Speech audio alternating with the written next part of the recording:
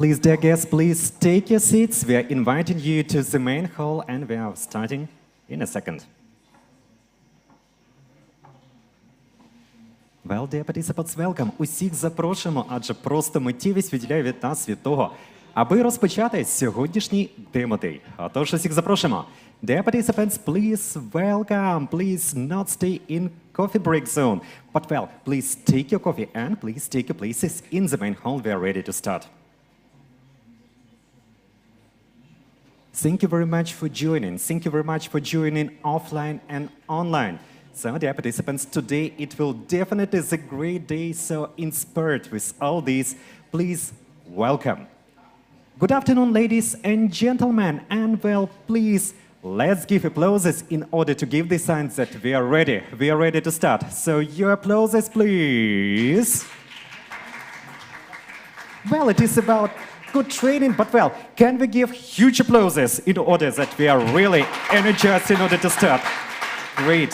Thank you very much for this atmosphere. Hello, good afternoon to everyone. We are happy to be here to start our today's session. And it is about the great day, it is about glory, it is about implementation of big dreams, and it is about energy, it is about pitches, competition, and lots of emotions which will take place today. Тож сьогодні у нас день буде неймовірний, адже сьогодні це і про змагання, адже сьогодні це і про винаходи, і про те, що ми багато чого дізнаємось. Отож, нас сьогодні чекає унікальне поєднання усього. Пітчів, стартапів, презентацій, ну і, звісно, спілкування. So today it will be about the great puzzle and a great combination of pitches, of startups, of networking, of different presentations, of speeches, and well, it is the great big day full of energy and full of inspiration. Thank you very much for coming to this unique event. For those who are with us today offline, and for those who follow us online streaming, understand that in these specific for Ukraine times, not all participants are available to join here in Warsaw. Thank you very much for joining us online today on the platform. Welcome to the hospitable threshold to our main partner, Warsaw Stock Exchange, which today made its spaces available to Ukrainian startups and investors from Poland and Europe. Today is the demo day. It is the reference to Kyiv Tech Hub conference that we could proudly organize in Kyiv for the last 6 years to show the best Ukrainian startups and innovation projects. For obvious reasons, which is about the war in Ukraine, we cannot meet today in Kyiv, but it doesn't matter that, well, it is not the reason to stop, it is a reason still to implement, to go straight on in order to show results, in order to show great development of startups. And that is why Polish-Ukrainian Startup Bridge in this situation decided to continue, to support Ukrainian projects. And well, European venture capital funds and investors could today meet with Ukrainian startups and well, give advices, give additional possibilities for accelerating. Thank you very much, and your applauses to all of the partners of our today's event, please. The main goal of this event is the link with Polish and European VCs with the most promising Ukrainian startups and scientific projects. The place where young and talented innovators can express themselves and to get opportunities to go ahead, to implement, to scale up, to receive additional possibilities in order to grow. And well, some words about the development and some words about the conference organizers. So the conference is organized by the Cooperation Fund Foundation and the Ministry of Development Funds and Regional Policy of Poland. Thank you very much for the organization of this event. The host of this place is Warsaw Stock Exchange, which ensures our presence here. The conference is financed by the Polish aid program of the Ministry of Foreign Affairs of the Republic of Poland. And well, definitely this demo day is possible thanks to the support of the great partners of this event. The main partner of this event is Warsaw Stock Exchange, the host of the space where the conference is taking place today. Our strategic partners are UCO Ventures, the founder of one of the cash prizes. Capital Kinetics, the founder of one of the cash prizes, and Digaway, the founder of one of in-kind prizes. Thank you very much for the partners, and please, let's give our applauses for this support, for these prizes, and for these possibilities.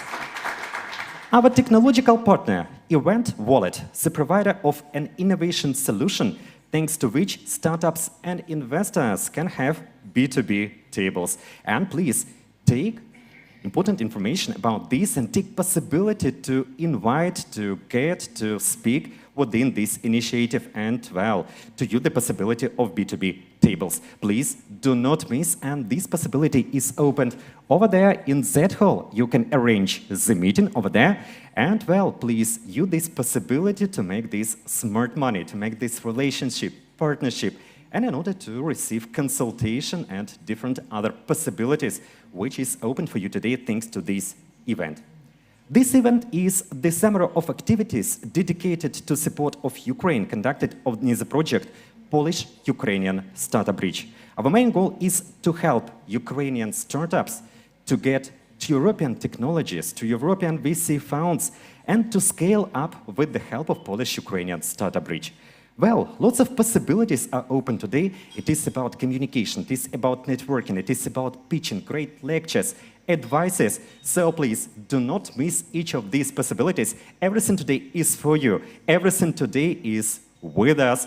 And well, I believe that using these possibilities, you definitely will scale up your project and will go ahead, will implement, and will use your dreams, and they will come true. So please use each minute of this event. And today we will speak about lots of things. Please do not miss. Take your energy, take all of the possibilities. Do not hesitate to communicate with people. It is of the main part of this event. Because, well, just to read, just to listen, these possibilities are open in many places, but in one place to receive advices, to get communications with lots of very important people, very talented people, people who can give you the best advices. It is the best part of this conference. Well, since 2022, we have Russian military aggression against Ukraine. But it is not the reason for Polish-Ukrainian Startup Bridge to stop, but it is definitely the reason to go ahead and to present different possibilities. And well, a few words about the activities of Polish-Ukrainian Startup Bridge since this time.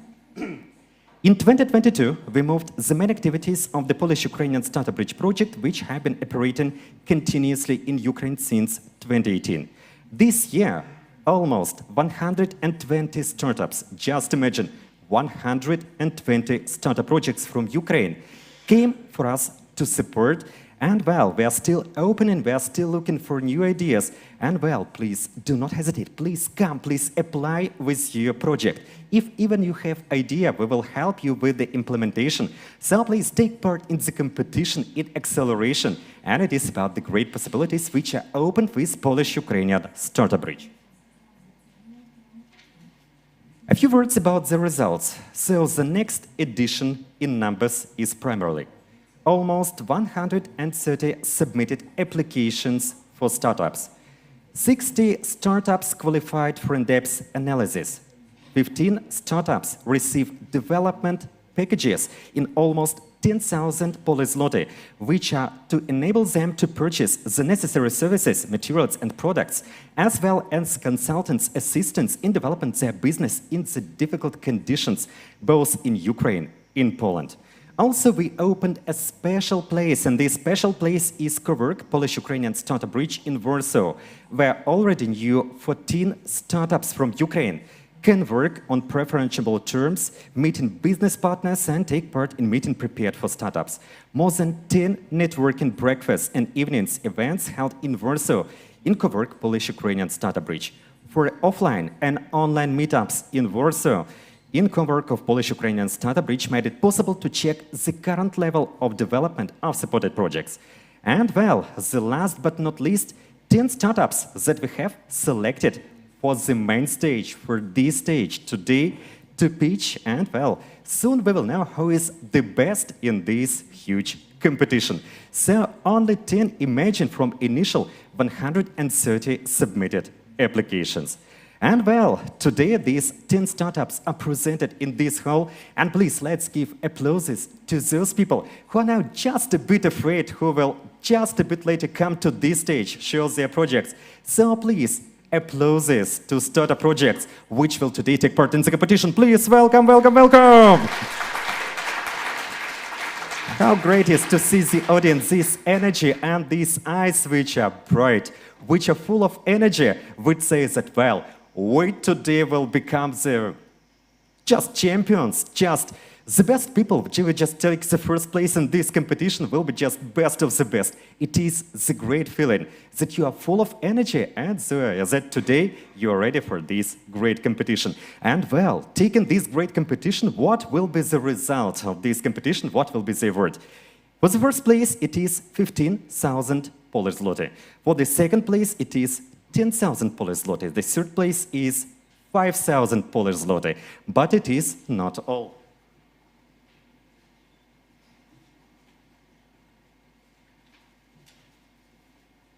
Speaking about our special nomination, one startup will also receive in-kind prize of 20,000 Polish zloty. It is the special nomination.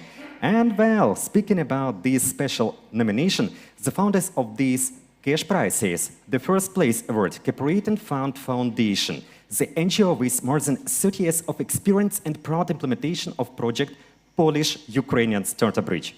The second place award is ICU Ventures, the third place award, Capital Kinetics LLC, and the founder of in-kind prizes, DigiWay Media, Ukrainian company which provide marketing and IT consulting services globally. And well, information about project partners and well, Polish-Ukrainian Startup Bridge implemented by the Cooperation Fund Foundation and financed by the Ministry of Development Funds and Regional Policy. Please let us give applause to our partner. And as a part of Polish Development Aid Program, it is the Ministry of Foreign Affairs of the Republic of Poland. Please, your applauses. The partners of Polish-Ukrainian Startup Bridge project are Warsaw Stock Exchange, Ukrainian Startup Fund, ICUVC Investment Capital Ukraine, Sigma Software, Simpact VC, Capital Kinetics, and well, today it is also about venture funds, accelerators and financial institutions, namely 26 of them, present online, Vesna Capital, EC Ventures, present offline, American Technology Network Corporation, Simpact Ventures, EBRD, Cleveland Family Office, Toloka VC, Redix Ventures, Area VC, Coben Angels, Sandermark Capital, PKO VC, FFVC, Montes Capital, ICU VC, Capital Kinetics, Smoke VC, Speedup VC, and also it is about accelerators. AT Food, Seedback, Huge Scene, Polish Development Fund, Startup Smart SEC, 1991 Accelerator, DaVinci Labs, Uni Covey. So please applauses to all of our partners. And well, I believe that you know the program, so I will not announce this. We will go through this program, and it is about great possibilities. And well, in order to start our welcome pitches before starting them, now we are in hard conditions in Ukraine. It is about the war, it is about drones, it is about rockets. So please, let's take a minute of silence in order to give honor to all people which are fighting for Ukraine.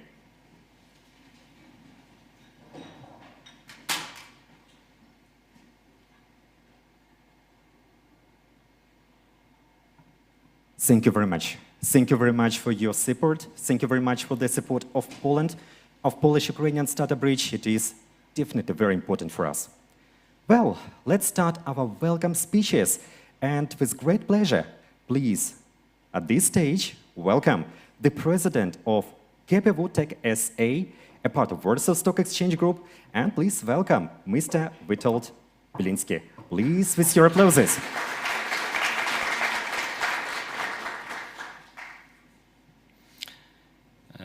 Witam wszystkich Państwa Ladies and gentlemen, I would like to extend a warm welcome to all of you. Today, I take on the role as host, as I represent one of the capital companies of the Warsaw Stock Exchange.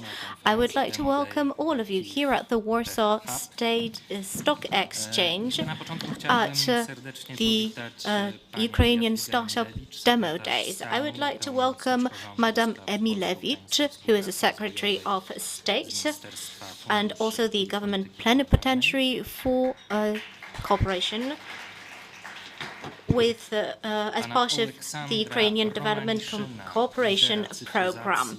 I would also like to welcome Mr. Alexander Romanishin from the National Council for the Recovery of Ukraine.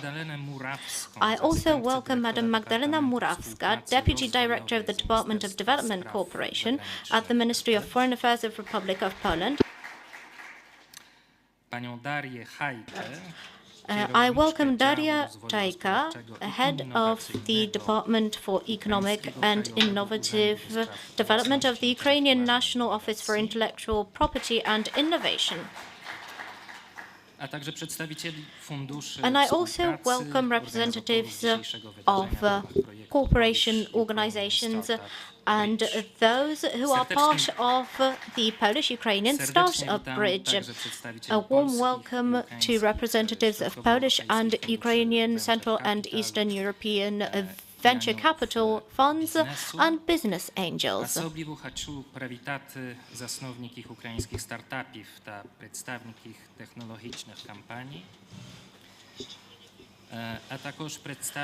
I would like to give a special welcome to representatives of Ukrainian startups and business support organizations that are supporting the Ukrainian ecosystem in such difficult times.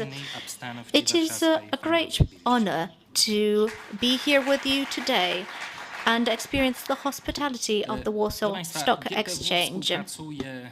The Warsaw Stock Exchange has been cooperating with the Ukrainian-Polish Startup Bridge from the very outset. We were partners and participants of Kyiv Tech Hub conferences, which were addressed to Ukrainian startups and tech companies.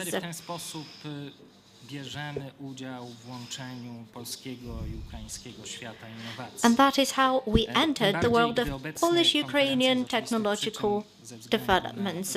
For obvious reasons, due to the Russian aggression, we cannot hold these events in Kyiv, but we can invite Kyiv here to the Warsaw Stock Exchange. For many years, we've taken patronage over many meetups held in different cities across Ukraine, among others in Kyiv, Lviv, Kharkiv, Dnipro, Chernivtsi, Mykolaiv, Zaporizhia and Zhytomyr. I believe this partnership has shown that the Warsaw Stock Exchange is open to the entire region of Central and Eastern Europe.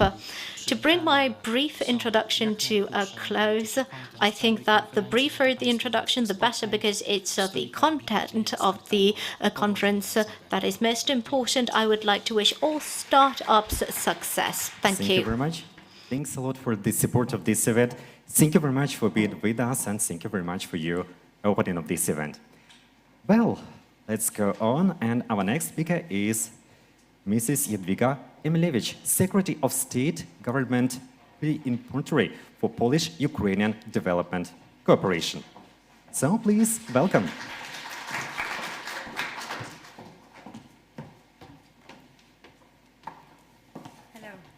Good morning, everybody. Thank you very much for invitation. And basically, first of all, I would like to thank you for your presence here. Not the first one. Thank you very much, the deputy head of the of this building, and for your hospitality. That the Ukrainian startups, very promising business, drivers are able to make this project and to meet here in Warsaw. Although, what I must say, I've just come from Kyiv, visiting Unit City, and I would love to meet you there as soon as possible. Not because we don't want to have you in Poland, but simply because we want you to develop your projects in your safety, secure, and fully in a full body borders country. So this is my bless, and this is my basic message that I would like to pass to you. But first of all, I would like to say just 3 words. Today I am a plenipotentiary of the government responsible for the Polish-Ukrainian relationship, but before I was responsible in the government for the 7 years for the Polish economy.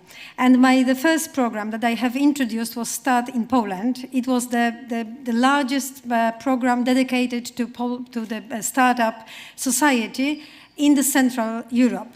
And what I must say, that on the one hand, it was very highly estimated. We did a lot. We spent a lot of money. We encouraged basically the big business angels, public state-owned companies to set up the part which is dedicated to the brand new, promising businesses run by the IT engineers, bringing some good, fresh mood to the old-fashioned economy. And we started, and we did a lot, as I mentioned. A lot of new projects has appeared. A lot of them which were developed were able to reach some money from the, let's say, public-private market. Was it good or bad at the end of the day? I would say, well, yes and no at the same time. Comparing with the conditions on which the Ukrainian business is based on, I would say that your business is being run much more on the healthy background. Why? Because you have to present, you have to grab some money from the real market. You are not being feeded by the public, by the state money. That means that your condition is really marketable. Your projects must be really deeply proven, and that is, yes, that is something that sometimes I think that the Polish babysitting environment is definitely not so good at the end of the day for the startup as yours. So first of all, congratulations for all of those 15 projects, out of which 10, as far as I understand, are going to be presented at the stage today, running for the main prize. Second issue is that what I would like to say, that we're dealing with everyday, let's say, the solid old-fashioned business, trying to create the bridges between Polish and Ukrainian environment.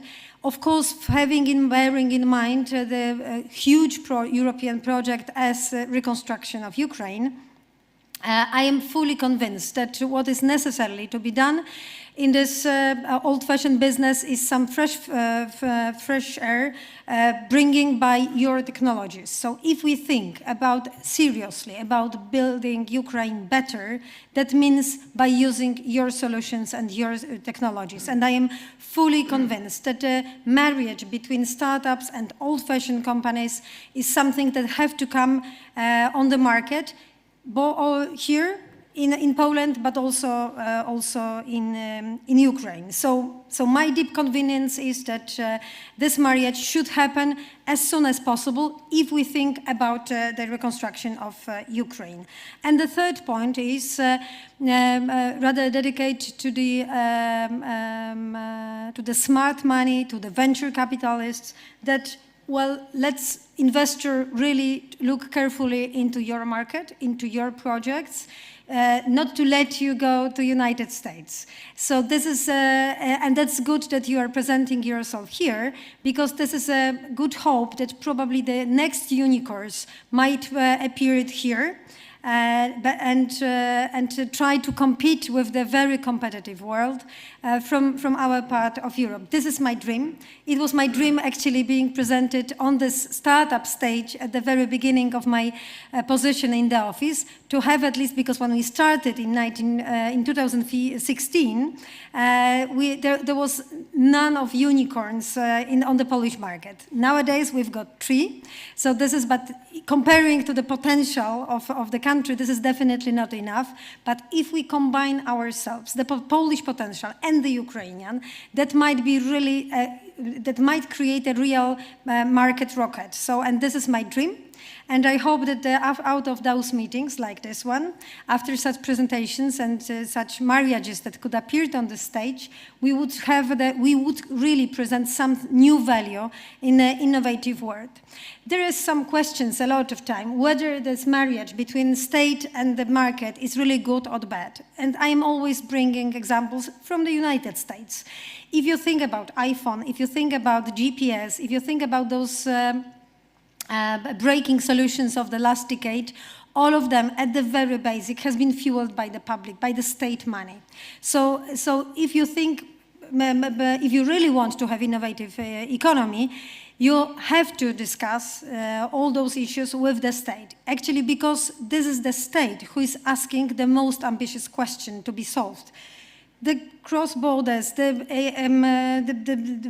liquid fuels, for instance, the problem that Poland used to have in 2015, 2016, which was above the VAT targets. Those problems has been solved at the end of the day by the startups. So there is a lot of questions in the armament, in the energy, in the tax payment system, which could be solved in the future by new technologies, which cannot be run by the public state, but public state could be supported by technology. So this is definitely something that is necessary, and that is why we are all here. So just coming to an end, once again, congratulations for all of you who are able to use the potential of collaboration. Thank you for all the representation of the administration and of the foundation who is running this program from 2016, being able to support more than 100 startups from Ukraine. We are ready to conduct it, and I am sure that this project has a really excited future, which and a lot of unicorns would appear out of that. Thank you very much. Thank you very much.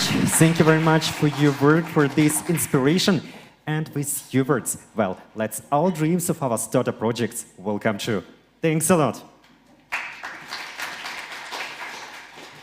Well, we're going further, and our next speaker is Alexander Romanishin, Digitalization Lead, National Council of Recovery of Ukraine. Please, with your applauses, welcome to our stage. Доброго дня, друзі, для балансу українською мовою. Перше, радий всіх вітати і відмітити, що це... Good afternoon. I'm glad that I can welcome all of you. That's the fifth year in a row that this program has been operating. I do remember our beginnings. I do remember how we set up the project in Kyiv. The Polish-Ukrainian Startup Bridge is a true game changer. Why is it so? At least for two reasons. On the one hand, I must say that I work a lot with the Ukrainian government. I've been working with Ukrainian government and Ukrainian institutions for 5 years. The Deputy Economy Minister, the digitization advisor, and so on. Together, we've been building the digital market in Ukraine.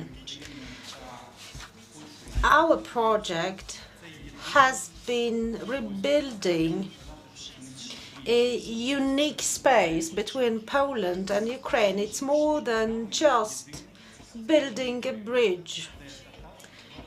It's not only about building bridges between two sides, it's just one space where all startups can work and operate comfortably.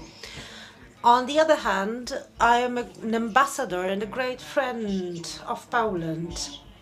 And I must say that this is one of the key stable players to support Ukrainian startups. Together with the Ministry of Education and Science, 5 years ago we took a decision to go down to regions and to pick up startups at the fledgling stage. There was no Ukrainian startup fund back then. There was no other state support, and it was quite an innovative program. I know that many of startups which took part in the first edition next applied for funding and support in the second and third round. They are now present in many countries in the US. So it was about giving an impetus to some further movement. I'd like to thank all those who supported us, the Polish government, because you helped us to lay solid foundations. I would like to thank the leaders, Łukasz. Give him a round of applause. Łukasz is someone who is very committed professionally and personally. Last week he was in Ukraine. He went to Ukraine to take part at an innovation forum which brought together more than 300 people. 60 Turkish drones attacked this place, but all startups managed to make their pitches. And we actually managed to hold this event. Thank you for giving the example, a tone from the top for Ukrainian startups and for other startups across Europe. I wish you fruitful debate and successful event.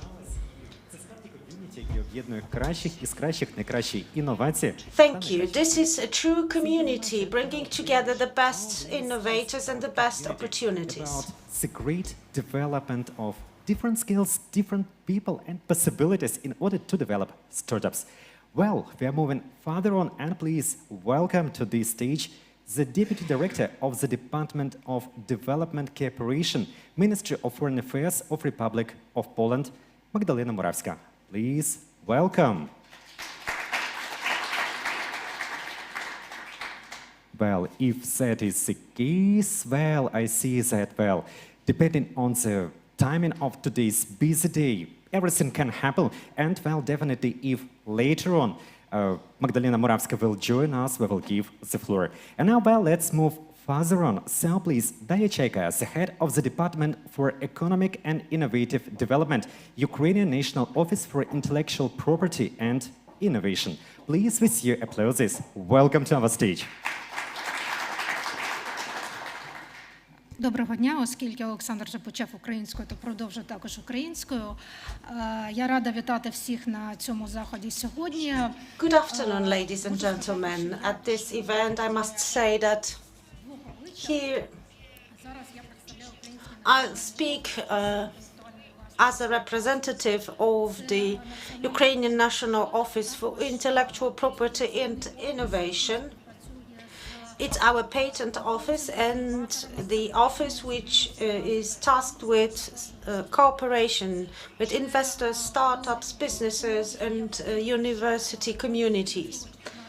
I've been working at the office for only 2 weeks, and before, for 14 years, I worked at the Ministry of Education and Science of Ukraine at the Innovation and Technology Transfer Department. I was one of those people who actually founded the project.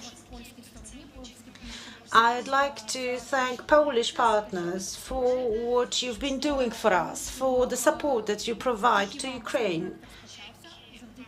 Thanks to you, this project is now successful. We started it, we've been implementing it with success. And actually, our deliverables are much higher than expected. We know now the war is in Ukraine, and despite of the hostilities, the project is still operating. Again, thank you very much for all your efforts.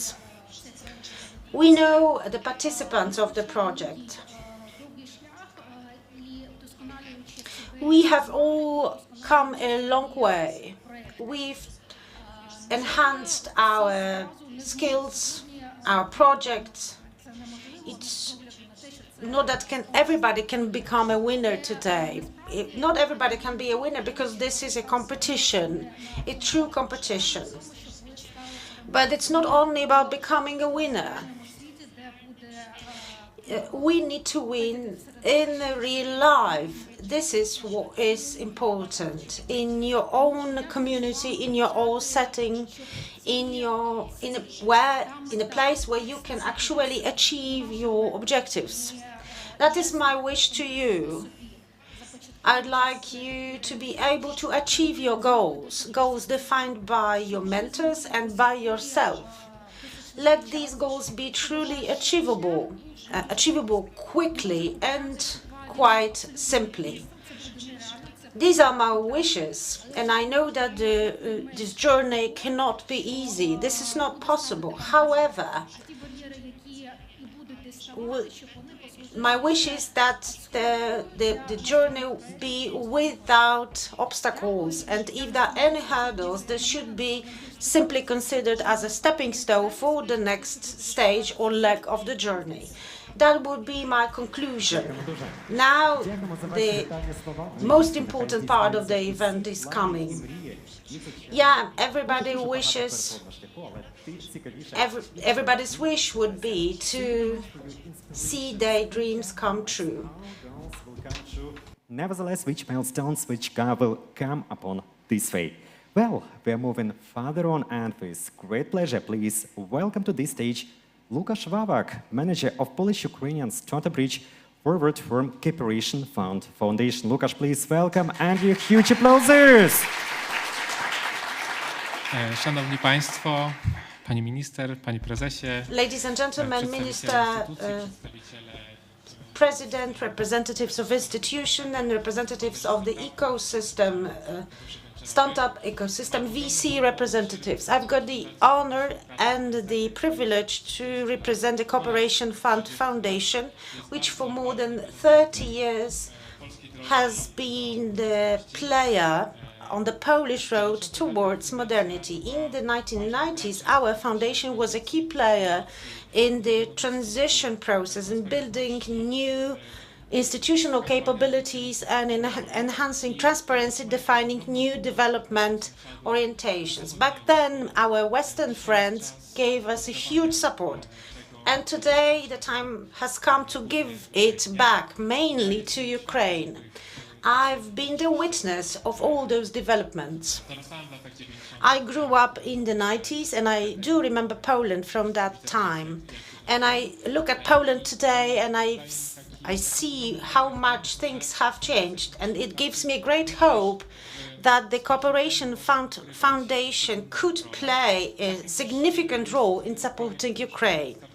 And the Polish-Ukrainian Startup Bridge was one of the most successful projects created to help Ukrainian businesses to get to the Polish market, to present to them the Polish market and the European rules. The bridge is supposed to create a platform which will bring together business angels, VC, funds, institutional representatives. Here we can get a double synergy, as Minister has just said. When I was in Ukraine, I was told, this is Ukraine and this is extreme. Yes, indeed. I met extremely nice people, extremely talented scientists, and extremely committed local leaders. People who are here with us and who are welcome today at the event. And this experience was actually a source of strength for me to further develop the project. Without those partners, without such amicable and friendly cooperation, we would not be able to reach out to startups in a number of Ukrainian cities. And with that, I would like to thank the Polish Development Fund and Regional Policy Ministry of the Republic of Poland. You are really a true friend and a true advisor to us. Біржі розмовляю українською, мене теж треба щось сказати українською. Тобто я бажаю всім стартапам в сьогоднішній конкурсі багато успіхів. Давайте все, що маєте в серці. Дякую. Thank you very much. Дякуємо дуже. Thank you very much, Łukasz, for the titanic work you are doing in order to support Ukrainian startup projects. Thanks a lot for Polish-Ukrainian Startup Bridge, and well, we see the results of this project, of these activities. We see lots of projects which scaled up, which take great goals. Thank you very much for this support and for organizing all this. Well, thank you very much for our speakers. Thank you very much for this great opening. And well, let's move further on. Let's start our work, and let's start with the discussion panel. Reimagining Ukraine. How can we foster a resilient startup ecosystem for innovative state? Let's communicate upon all this with our plenary speakers.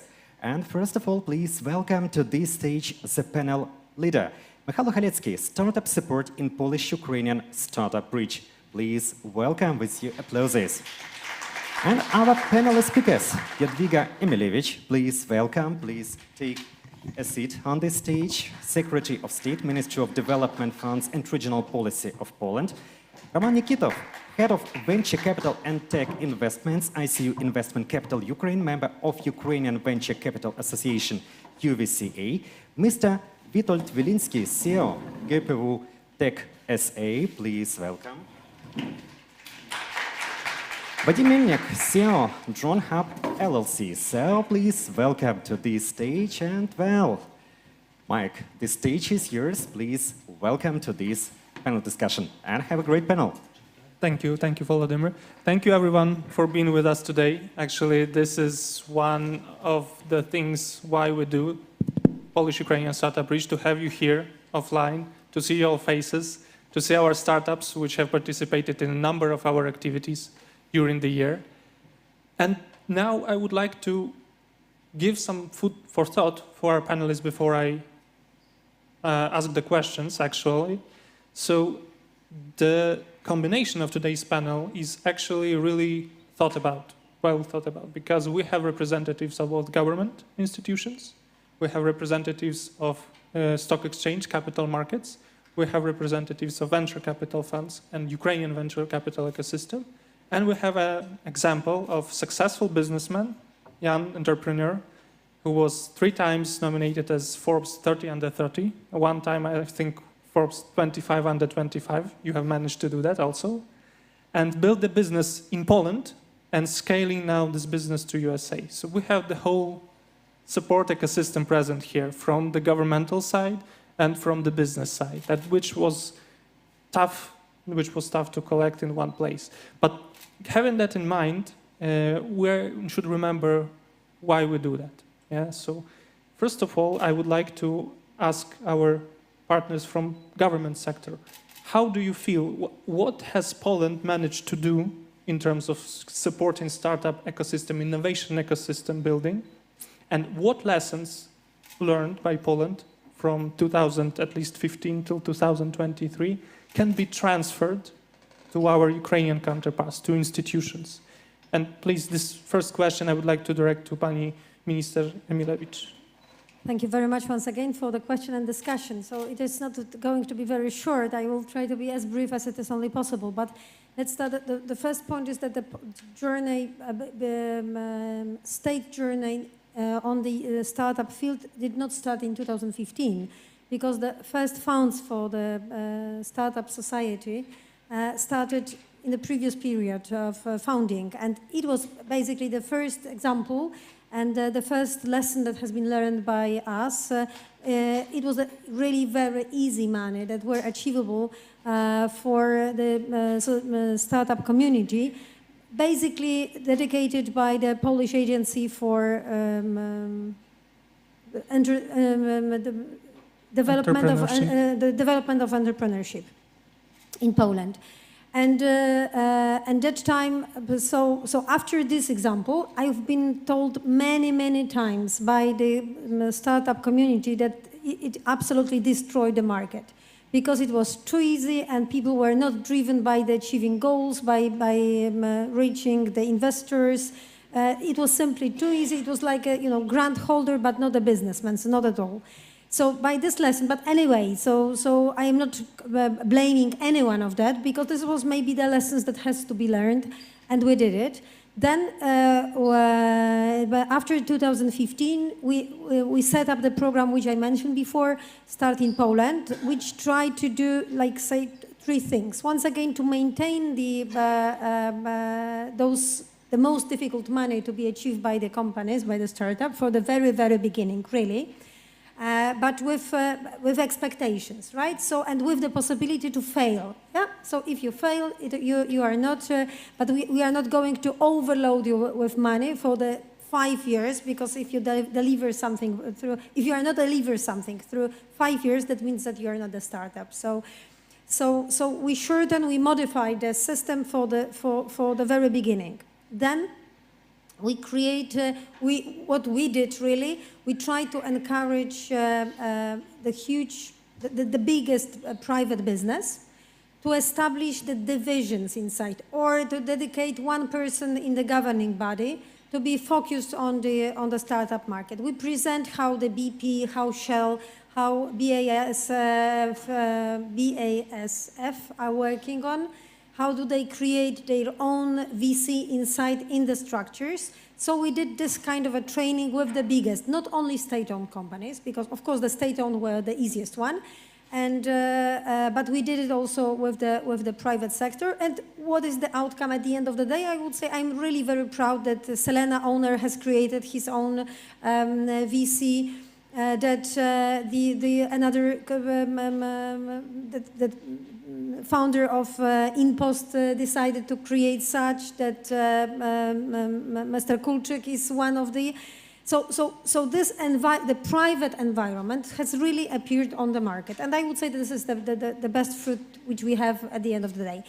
And the third point was the most difficult, because it is, let's say, to find money for startups which are simply producing some apps which are solving the problems, but you can do it in your own computer. It is not that difficult. But if you, to find some money for the high-tech technologies, which demand a lot of laboratory works, it is much tougher. So that is why we decided to create the fund of funds in National Center of Research and Development. And it was the third pillar for this whole ecosystem. I should mention also Polish Development Fund, which tried to be kind of a kindergarten for whole community. So both the business angels and the fund of funds and those and the startups to prepare some trainings and to try to matchmaking them with the private business, because the Polish Development Fund is really well recognized by the market. So this is something that should not be also should be noticed. So, and that's it. And what we try to do and coming back to the question whether the state should do it or not, I would like to quote. Probably all of you in this room do really know the book Entrepreneurial State, because it was Madame Mazzucato who basically present how this entity has appeared at the end of the day, so that every single technology that gathered into this one iPhone has been fueled fully by the state. So basically by the DARPA or ARPA, so two state-owned agencies, paying a lot of money for the new technologies, basically connected with the security of the United States, and then landed it on the market. So we try, we not only in Poland, but definitely Europe is not that friendly and that open and that risk-oriented as the United States. And this lesson is really, really very tough, and we still not made it fully. But the answer is yes, without state, never really promising future-oriented solutions are not able to appear. Okay, thank you. Thank you for this 4 points. I think that this is the perfect stage setting from Ms. Minister's side. So the government had tried to support startups in Poland. And let's hear from the user of those number of programs, Vadim, who has started his business, I think, in 2015, if I'm correct. Yeah. So he actually participated in the number of programs from Eastern Poland to Central Poland, and now is scaling to US, which is comfortably mentioned also as a target, let's say, what we should think about by the means of risk-taking appetite. So how do you evaluate your experience here using this governmental support? Did it help you to become what you have become as a CEO of your own company? And have you gained any more experience or different experience scaling to US? And do you see any opportunities for those examples, for those tactics to be applied in Poland and maybe Ukraine? Sure. Thank you so much. Many people, all people who know me know that I'm brutally honest, so I'll try to be brutally honest today again. We started in 2015 as a very small startup without any additional external funding, without venture capital money. We were bootstrapping. And we, as a small company of 5 people, got into a large project from the National Research and Development Center, which was almost 1 million euros, 4 million zloty. And from one perspective, it really helped us because we developed technology, we submitted a few patents, we built a lot of intellectual property, which later helped us to become a market leader. But it also kind of almost destroyed the company. And why did it happen? It didn't happen because those money from the government are good or bad. It happened because we were not ready for them. And this is the main lesson that we as a small startup had to learn very quickly, that we need to learn how to work with the European money. Luckily, we did it, and that helped us to later get another grant from National Research and Development Center for almost $2 million. And later, when our product was ready, the National Agency for Entrepreneurship Development, they believed in us so much that they gave us a grant to build a factory for almost $5 million. And today we are the only drone company in Poland, which is not a publicly owned company, which has its own factory. So we can work with defense, we can work with military, we can work with external customers without being afraid that a part of our intellectual property will go somewhere to unfriendly countries, right? We took part in a lot of the scale-up programs. It's great. I mean, it wasn't a lot of money. It was only $50,000, but those $50,000 they were used to actually build a working prototype for an industrial partner. And right now I'm talking with you and I'm looking at those positions of the companies at GPV, and we work with almost all of those companies thanks to those programs. KGHM, Orlen, PZU, Grupa Azoty, all those are the companies that we were able to start working with because of the support from the government. About a year ago, a little bit more than a year ago, we have grown quite large in Europe. We are one of the market leaders, and we were accepted to the world's largest business accelerator for drone companies in the US, in Syracuse, New York. And there we saw that this acceleration program looks like what Poland can achieve in the next few years. Because all the Polish money, all the European money, they come with a asterisk, right? And that's because there is a lot of bureaucracy, and that's European money, they have a very low tolerance towards risk, which Ms. Minister already mentioned. And that's why when you start working with grant money, you sign large contracts, you sign vexels, which are something crazy to accept for international investors, right? And for example, when we started working with the US Business Accelerator, it's a governmental program, just to clarify. It's a publicly funded program from the state of New York. And when we signed the contract with them, it was a safe contract for 2.5 pages. So that's something which Poland needs to adopt, because, I could say many good and bad things about Poland, but I'm not voting yet, so I won't say anything bad. But moving to the US actually has taught me in where Poland actually is in the term of the innovation. And honestly speaking, we as Polish and Ukraine from technical perspective too, we have nothing to be ashamed for. We have great technology, we have great entrepreneurs. The only two things that we need to improve is access to capital, because we have very good pre-seed, seed, maybe even round A money here in Poland. But if you want to grow further, unfortunately, we don't have that capital yet. And that's because Poland is still a very young country and it's developing, but it's growing very fast.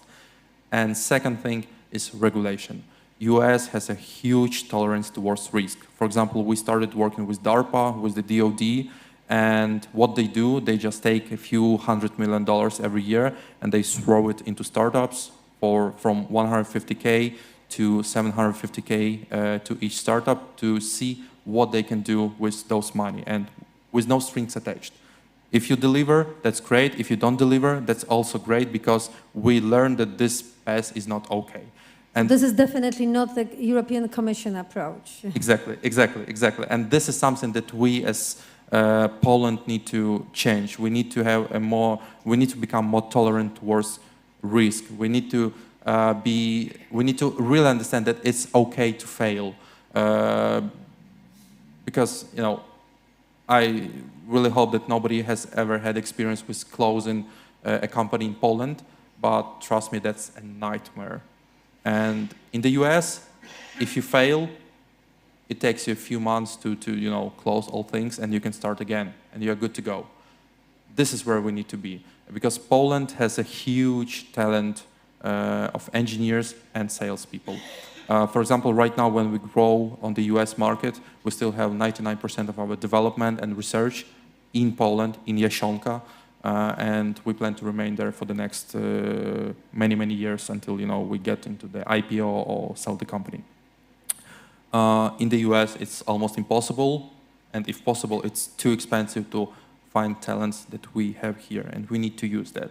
And you ask where maybe a Polish-Ukrainian cooperation here, and that's also in this talent cooperation, because I don't know how to say it properly, but people from the Ukraine, they are still hungry. They want to achieve things. We hire a lot of software and hardware engineers from Ukraine that part of them work remotely, part of them work here, and they are hungry for the results. They want to achieve things. They, you know, sometimes they work 12 hours a day in order to deliver the results.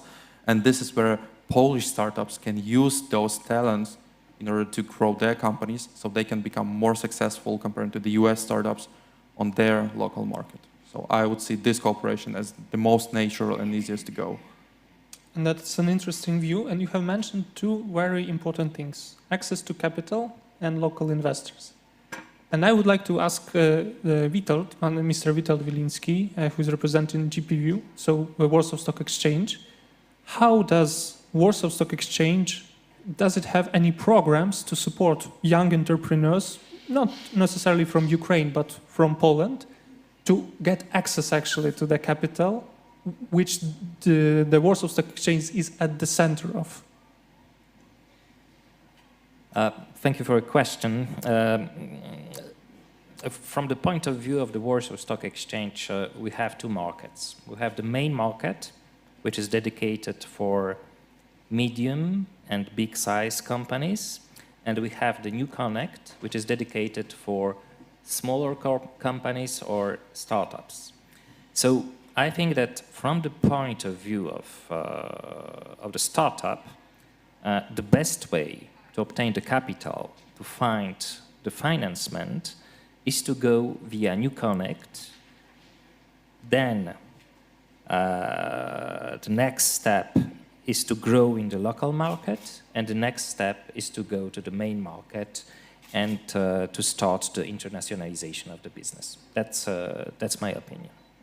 And in but one of the main problems, what we are observing in Poland, is that in many cases of companies which are obtaining a kind of success in the market, Warsaw Stock Exchange is not the first choice, which means that the financial market is a global market, and when you know that you have a good idea, when you know that your business is successful in the local market,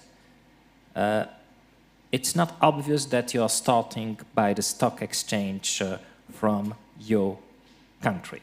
You can go to London, you can go to New York, you can go to Tel Aviv, and you can you can find the money in other markets. That's one of the problems that we are observing here in Warsaw.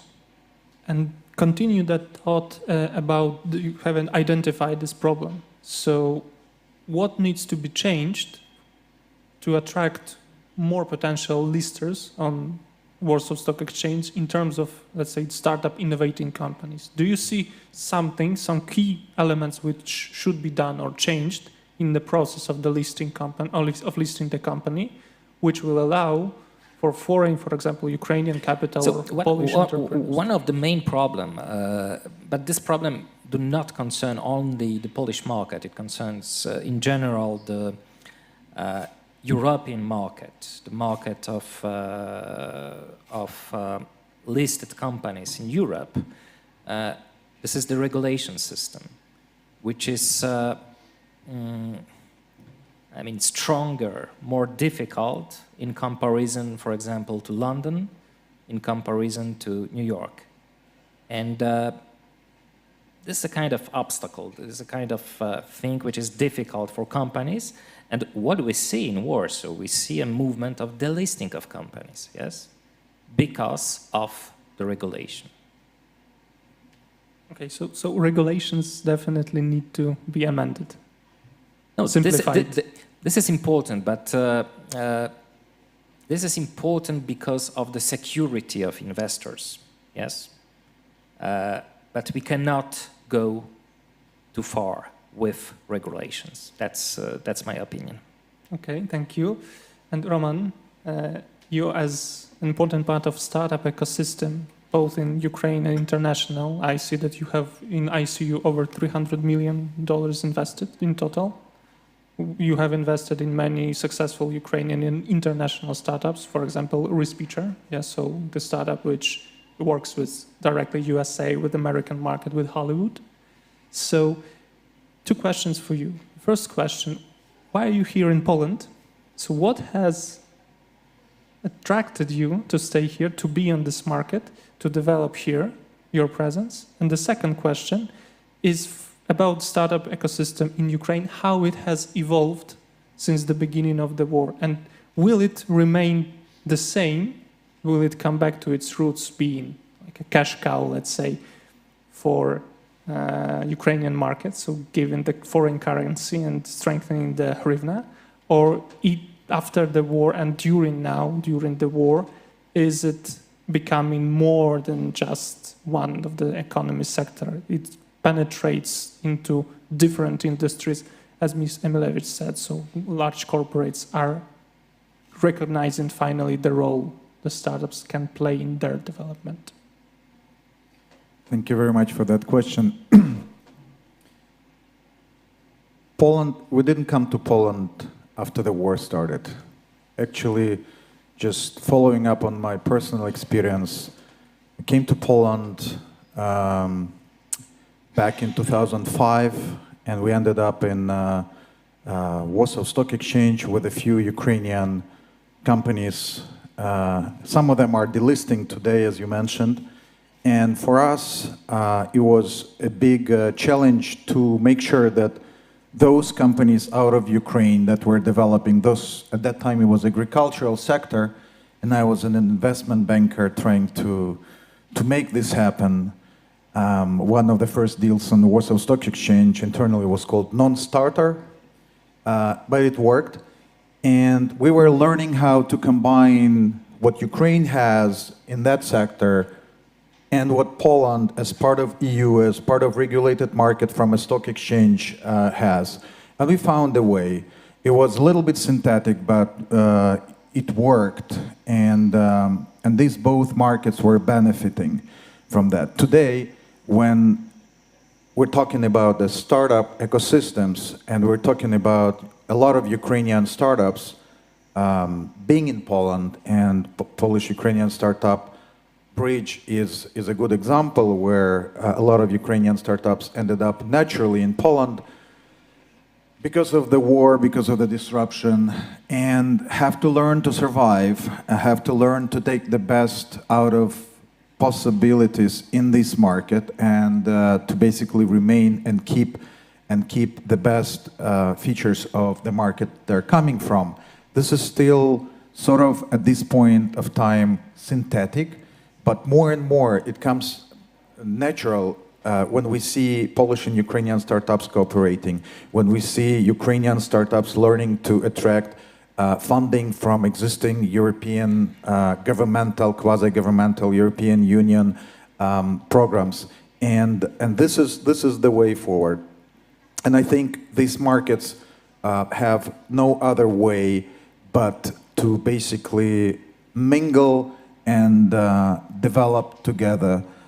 Why? Because the entrepreneurship in Ukraine and in Poland has had very different experience, while as you mentioned, some of the Polish startups have this possibility of being cared for when they're young and attract a lot of funding. The Ukrainian startup from the early stage is facing brutal reality of capitalism and has to survive, not because but despite, and that's why they're much quicker, you know, raising money for a ticket to San Francisco and raising capital there.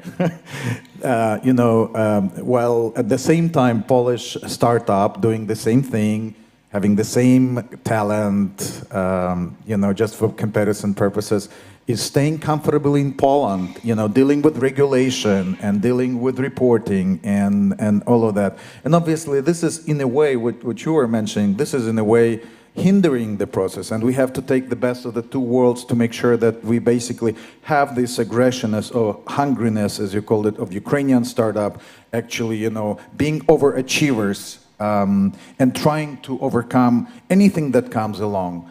And this is the mentality. This is a mental preset that actually differentiates Ukrainian startup not only from Polish startup, but you know, wherever I look in the world, it's quite an example. It's quite a grit and possibility and a survival mode. This is something that Polish entrepreneur could actually take and learn a little bit. But coming back to your next question, whether this will be the same and what could be done, I'm a big believer in a symbiosis between state and capital funding, not intermingling those, but you know, making it splitting it into stages. I'm a big believer that the state, any state, should support early stage startups as part of educational program before startup basically comes to making their first dollar. And then they should let them go. They should let them go and get them into the hands of these brutal capitalists, so that they pitch and they prove that they have the right to survive. If they don't, they come back to square one and they try to raise and with quasi-government or state money. This is part of educational program. Second way of supporting indirectly, we all know about funds, accelerator program, incubator, this is all fine. But second part, which I think could be done better, both in Ukraine, Poland, generally in Europe, is supporting the big companies from the state, directly, indirectly, in whatever way, through the taxes or through some incentives, to basically implement in the real sector the innovative solutions. Some of the big companies we know that don't have capabilities or are too bureaucratic, for simple reason, to basically invest in innovation, develop internally, and they they have funds, but they're scared to do that. Some of them do it despite the government support. Some of them try. We see examples in Poland, we see examples in Ukraine, and but the government could play, you know, an incentivizing role here, I believe. And the third, oh, I'm finishing. I know I'm raising. I realize I'm sounding provocative because there are mics, you know, hanging on. Not But- provocative, actually, you're saying very smart and important things, so I just wanted to add something when you finish. But you're saying great things. Okay, so 30 seconds. So, and the third one, third point is that there is a lot of capital in Europe. There is a lot of capital in Ukraine. There is a lot of capital in Poland. In order to compete with the world, we have, and I'm not talking just military, it's a completely different topic and different ways of financing, and we have to learn how to finance it, because we as a private firm, you know, if we go on and claim that we support and we invest in military tech, I think they're gonna, first thing they're gonna do is close our accounts in London or somewhere, you know. So this is still to be regulated. But there is one thing that we clearly need to do, is to make sure that both Polish and Ukrainian people, businesses, governments, innovation companies, they keep on cooperating, because in the long run, I'm a big believer that this is the only way to survive for both countries, and not just physically, but from the leadership perspective, from where the innovation, where the IPs, where the technology are. And those countries, those regions, those nations, people that control or at least possess or have role in new technologies will be the leaders of the world, regardless of where they're on the map today. Well, just a brief, because probably we do have some... Yeah, so thank you very much for mentioning this legal framework, which is actually, me as a representative of the government, I should start from that. Just, this is the time to say how nice we performed, of course, and what was good. So I must say, we started from 0.68% in relation with the GDP, expenditure for research and development. We are ending, after COVID, after war in Ukraine, after energy crisis, and after the really deep, high growth of GDP, with the 1.48% of expenditure and the reverse of the proportion. We started from when the 70% were generated by the public expenditure. Today, 70% is coming from the private. So this is thanks to the regulatory framework that we did. So what kind of incentives we introduced? It is 2018, the tax incentive for those who spend some money for research and development tax incentive. The second is IP box. And then the PhD, which can be done in the company, not only at the university. And this is a real incentive that we observed in a number of companies who finally declared itself at the end of the year, the expenditure dedicated for research and development. And I would say that this is something that we did. This is not a complete story. I must agree absolutely with Mr. Wieliński, that we should not, with opening the regulatory framework, at the end of the day, we have to think about the security of the whole system, not only about the investors, but of the whole financial system. But we did a lot, but this is not the last word, definitely. Thank you, Ms. Minister. Basically, I wanted to say the same.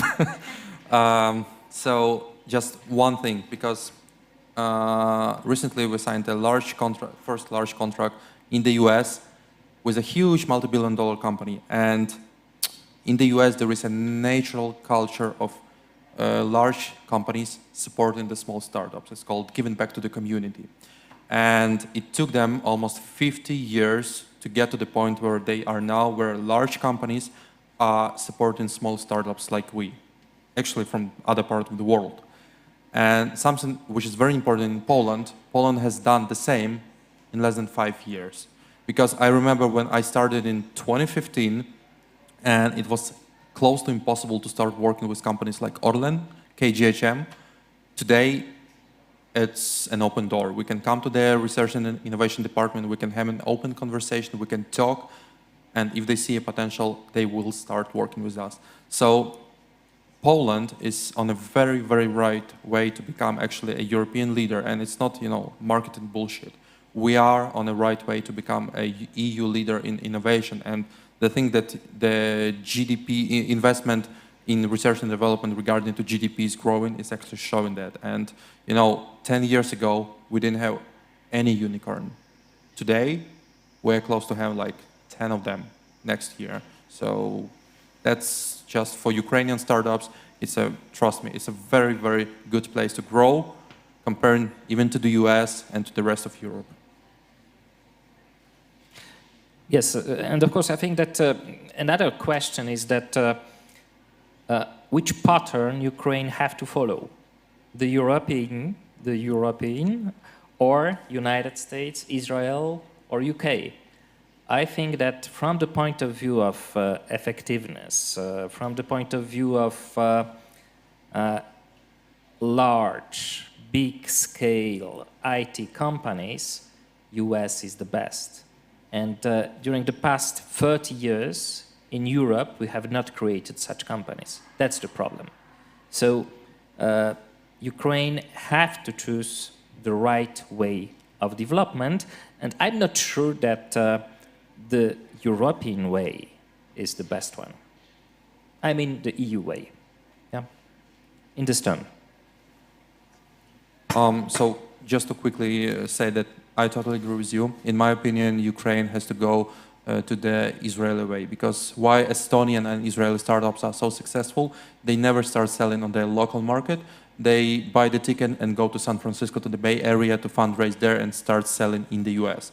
And this is the way of Ukraine, and I would say that Ukraine is in a great position because they have access to the whole European market without being such a regulative as, let's say, Germany, Spain, and Italy. So I totally agree with you, and I'm not sure that European way, like traditional European way of growing, is acceptable for the situation where Ukraine is now.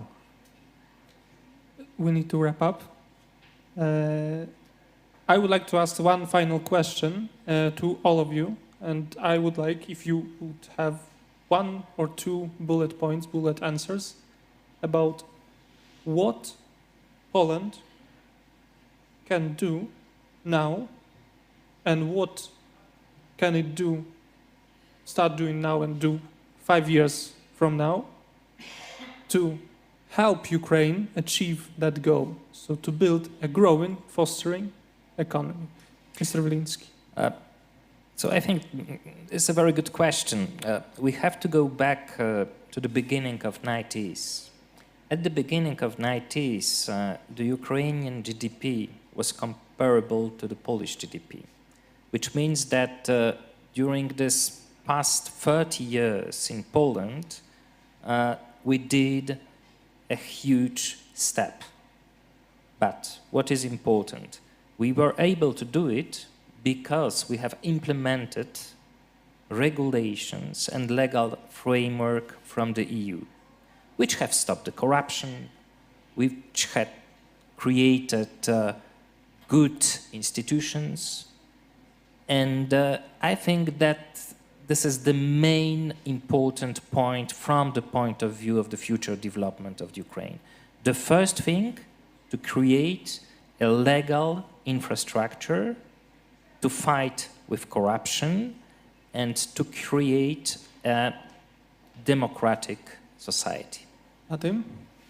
I just want to, nothing to add, I want to agree, because today the main issue why large enterprise investors are not coming to Ukraine, except of the war, of course, it's corruption. And we all know it's a problem, we need to fight that, so I would say Poland is a great example of how to overcome this large gap of corruption and this legacy from the Soviet Union in the 90s. So I would say that Poland just needs to be a nice partner for Ukraine and like a, an older brother that advises how to do good. And Ukraine needs to listen to that. I think that we have enough older brothers for Ukraine for now. Oh, okay. Sorry. I didn't mean that. I mean like. Roman, what's your opinion? I'm not sure how relevant the issue of heavy asset, oligarch-based, all this Soviet Union-based economy, how relevant it is to the startup discussion and community today. The reason we have started investing in venture capital because there is no room for corruption. It's being financed by international investors.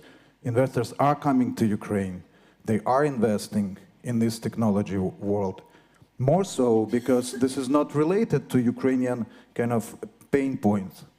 So I actually don't agree that investors are not coming and investing in Ukrainian startups because of corruption. Nonetheless, we have to work on that. This is our homework. We understand that. My way forward and my kind of 5-year recommendation for Ukrainian and Polish startups and ecosystems is to learn from each other as much as we can, to learn to work together, to learn to take the best practices out of each markets, and to basically, build this business, innovation, and at some point maybe military border line that will not let us fail together.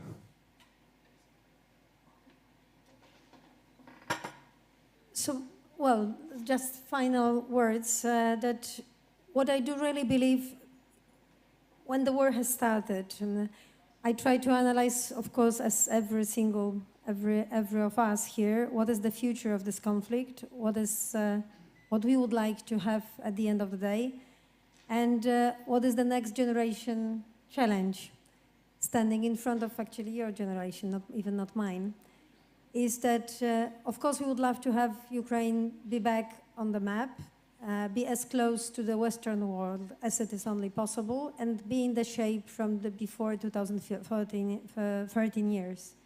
year. But if you look at the map of Europe, you will see that the European Union, with Ukraine inside, it is completely different entity. So not only in the size, but also geopolitically is landing in a completely different world. Especially if you think about the tensions between United States and China and the Russian role playing in that field. So this is completely different story that might happen. And from the third perspective, today, if you look into the first 5 global players on the economy fields, you can hardly find a European company on the stage. There is only Americans, and mostly sooner or later the Chinese or Indian companies would appear on the stage. But, and the European Union, I would say that several years ago decided to be non-industrial part of the world. But there is the region, the Central Europe and the Poland inside, and the Ukraine, which are still industrially oriented. So if you think about the future industry, you might think that this future industry might really appear here. So the message for the future is all of us here, let us think about this dimension. So the old Europe is really not thinking about industry. It's not really think about something different and to have a nice piece of land, which is very broadly visited by the rich people from China and India, maybe spending some money on our excellent universities. But, well, if you think about industry, at the end of the day, we are exporting this industry outside the European Union. So let us think that the future of the industry and the future, maybe the future, the 5th, the biggest world company, can appear here in this part of the region. And this is my dream. And this is what I would like to live on this, in this room. Please do think about that and about this collaboration between Ukraine and Poland with respect of the industry, of the future industry, that could be created somewhere here. Thank you. Great. Thank you, our panelists. Thank you all for being with us. I would like to thank you for coming today, sharing your thoughts. I think that all of those thoughts were, albeit contradictory in some ways, but will be definitely used into rebuilding and renewing the idea of Ukraine and Polish-Ukrainian cooperation. Thank you very much. Thank you. Thank you very much for these great panels. Thank you very much for these advices, for this great discussion. Mike, thanks a lot for the brilliant moderation of this panel. And well, our applauses again to all our plenary speakers. And for this panel, please give your applauses. Dear participants, please do not remember about B2B meetings. And as we are just a bit out of time, I have the proposal. Let's cancel lunch and start our competition. Well, I see that eyes of our participants tell that lunch is a great possibility for networking. So, dear participants, half an hour for a lunch break. Please use this for great discussions, for a continuation of this panel in order to come to speakers, in order to communicate, and in order to find right people for your project. See you in 30 minutes. Exactly in 30 minutes, because it will be about the great competition, the great pitches. So please, 30 minutes, and after that, the great part of our competition.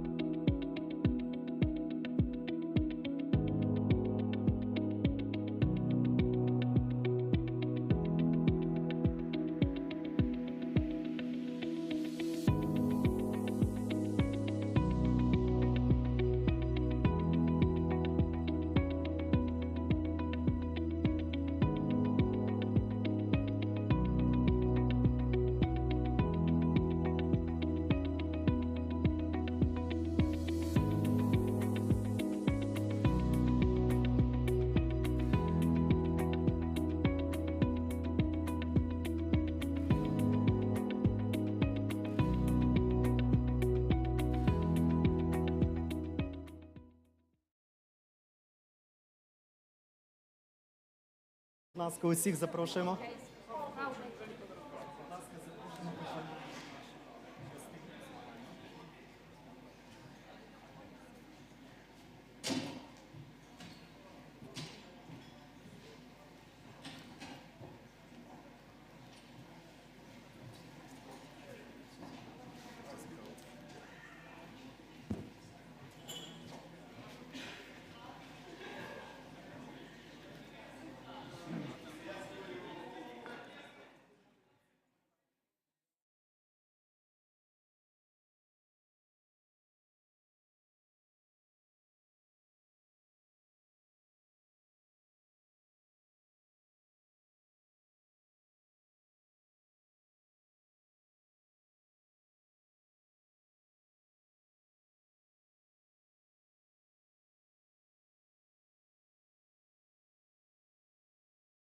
Welcome. We are starting just in a moment. Please take your places, take your seats. And it is one of the most interesting, in my view, parts of our competition. It is about pitching.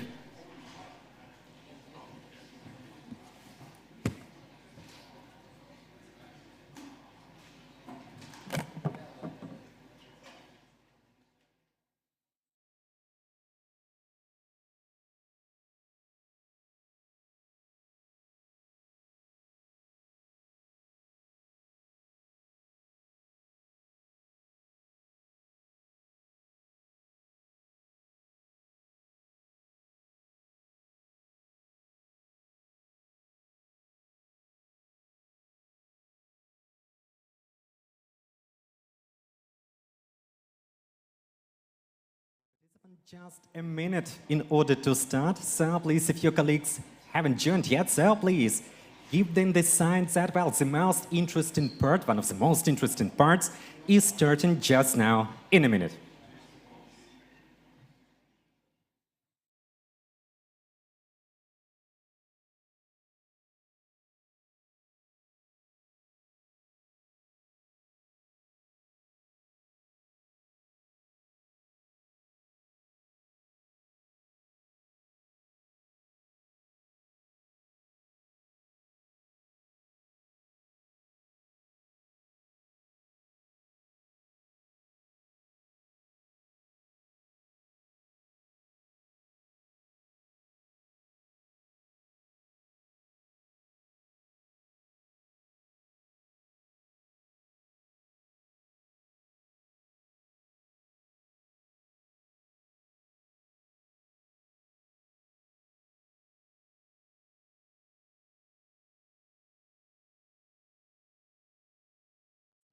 In a moment, and well, please take.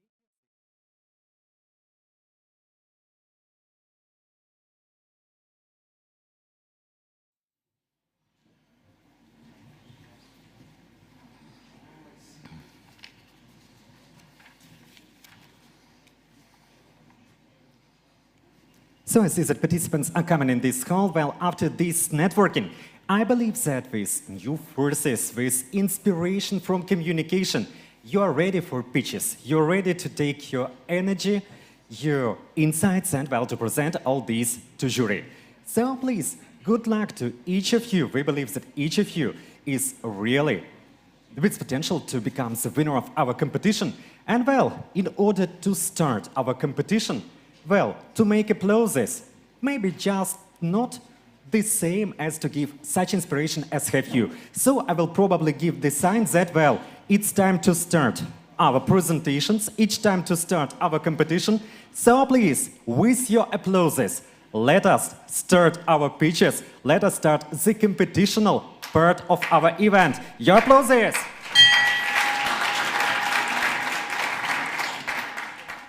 And well, dear participants, I believe that each of you has a great potential to win, that you are the winners of this competition.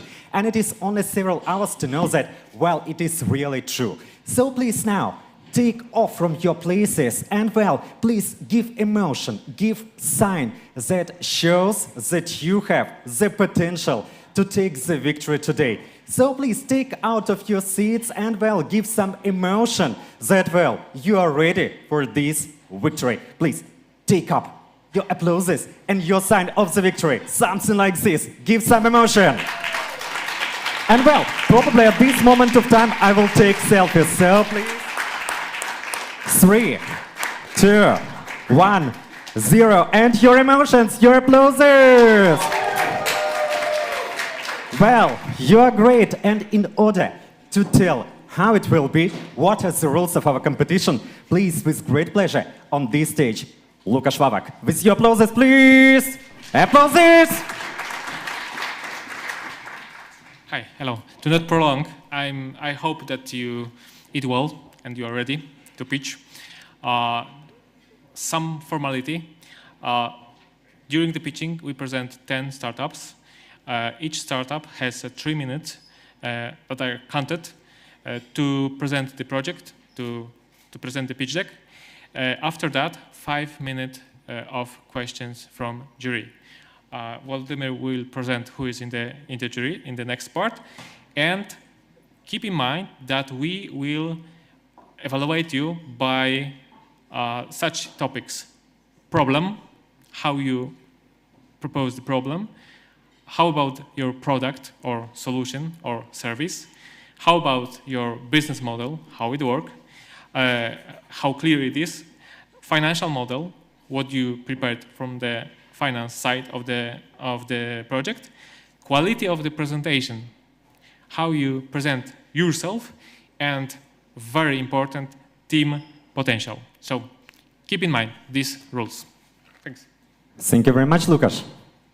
And well, no silence, applauses definitely. And well, the victory will give lots of possibilities. First place, 15,000 Polish zloty. It is the first place from Cooperation Fund Foundation. 10,000 cash prize for the second place for ICU Ventures.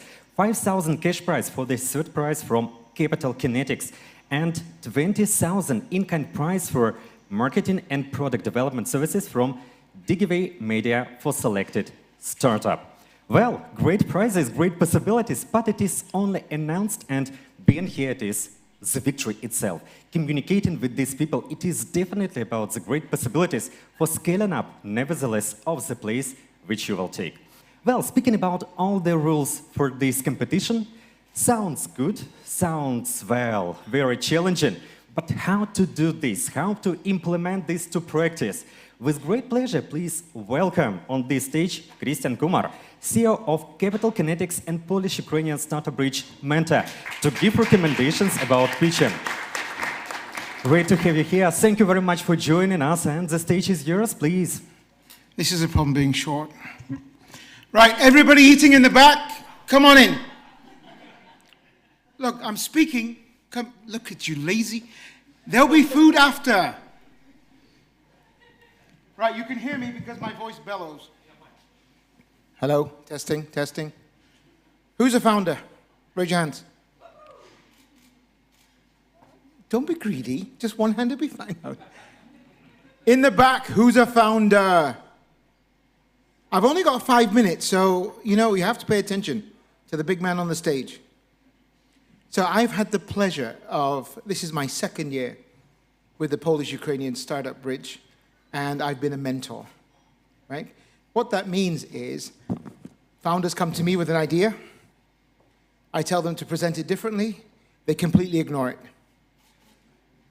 Some, listen, some pay attention, right? The market for you startups, there are a whole bunch of you, it's going to get very, very difficult. Earlier on the stage, you saw and heard information from state, exchange, investors. Now, most of you are very, very young, unlike myself. What you've had since 2008 to 2023 is low inflation, low interest rates, European investment capital popping up with new little VCs everywhere. And all those little VCs were getting very, very excited about acceleration programs and mentoring, and they learned business model canvas, they learned technology readiness levels. All of that's pretty much crap. The one thing that you have to learn is where your market is. Where's the need in the market? Without a need in the market, you can have the best IP in the world, it will get you nowhere. Those little new VCs that popped up in Romania, in Bulgaria, in Greece, Poland, their exit strategy was finding you giving you a little bit of money, and then exiting out to an English, German, Swiss, or an American VC. Well, guess what, guys? That's going to change. Right? It's going to change because capital in London alone from June 22 to June 23 contracted by 80%. Pay attention. That means 80% fewer deals got done at the VC level. Angel investment, my place, we contracted 60%, right? Because of uncertainty, because of higher cost of capital, because technology's everywhere. In 1 year, I saw 3 bits of great IP following one industry. So I decided to invest in 2 out of the 3. But what I'm getting to here is now you have to be better than the rest. Do you remember the 80-20 rule? Yeah? Guess what? That's 20% there is just the cream of the crap. I don't know how to translate that in Polish or Ukrainian, but no longer is that important. Now it's important to be in the top 20% of the top 20. What is that? Top 4. And I know you guys can do it. So first of all, need is the most important thing. Then you get to talk about your business. Then you get to talk about how it benefits people. Then you have a look at the competition and the competitive landscape. You know, the biggest competitor to your business today is apathy. Apathy means, I don't care. I'm happy with what I've got. Oh, but I've got IP. Doesn't matter. If people don't want to go into your sector, they will not go into your sector. But what you're about to hear from are some amazing founders. I feel a little conflicted because for the last 2 or 3 months, I've had Zoom call after Zoom call after Zoom call, talking to these founders, guiding them in my own way.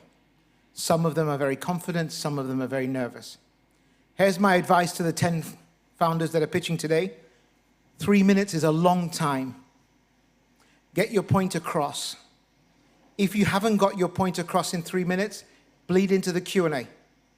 Because every investor in this room, if he's interested, will find you later.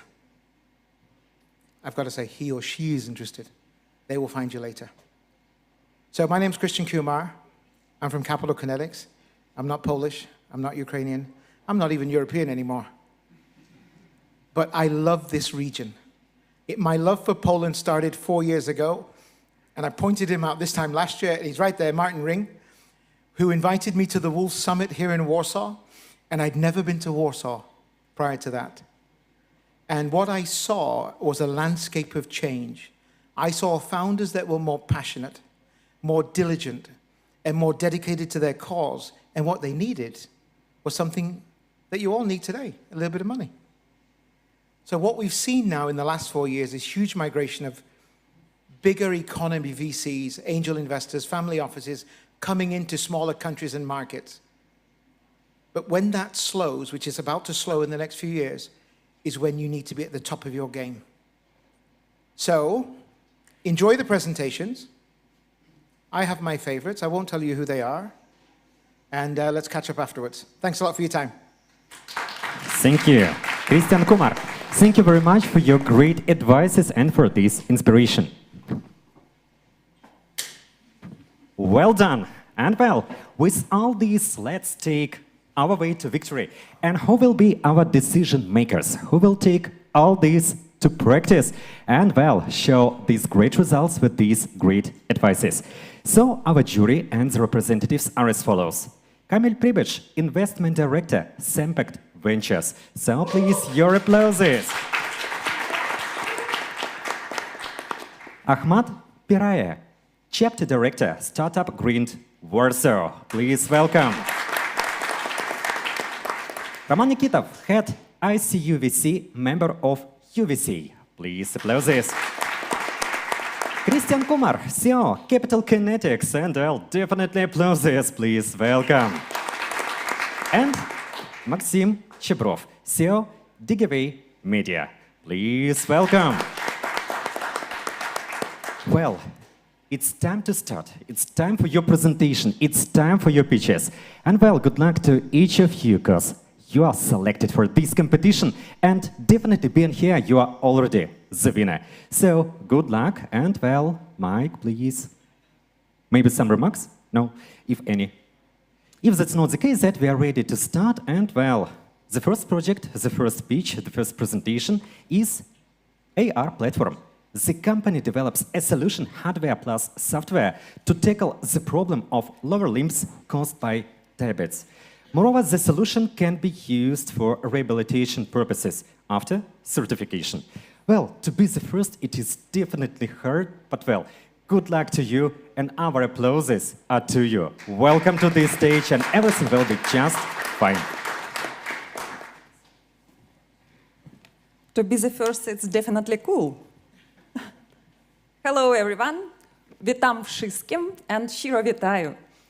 My name is Alexandra Samokhina, and I have a lot of device. I hope I can manage it. Okay, I am Alexandra Samokhina. I'm from Ukraine and now based in Poland. I want to introduce our project. It's our platform hardware device and our new software solution, RehabRepub. What problem we solve? First of all, now we focus for diabetes type 2. More than 480 million people suffer of this problem, and more than 966 billion cost every year spent for diabetes. How we can solve this problem? Of course, not solve, but help people with diabetes.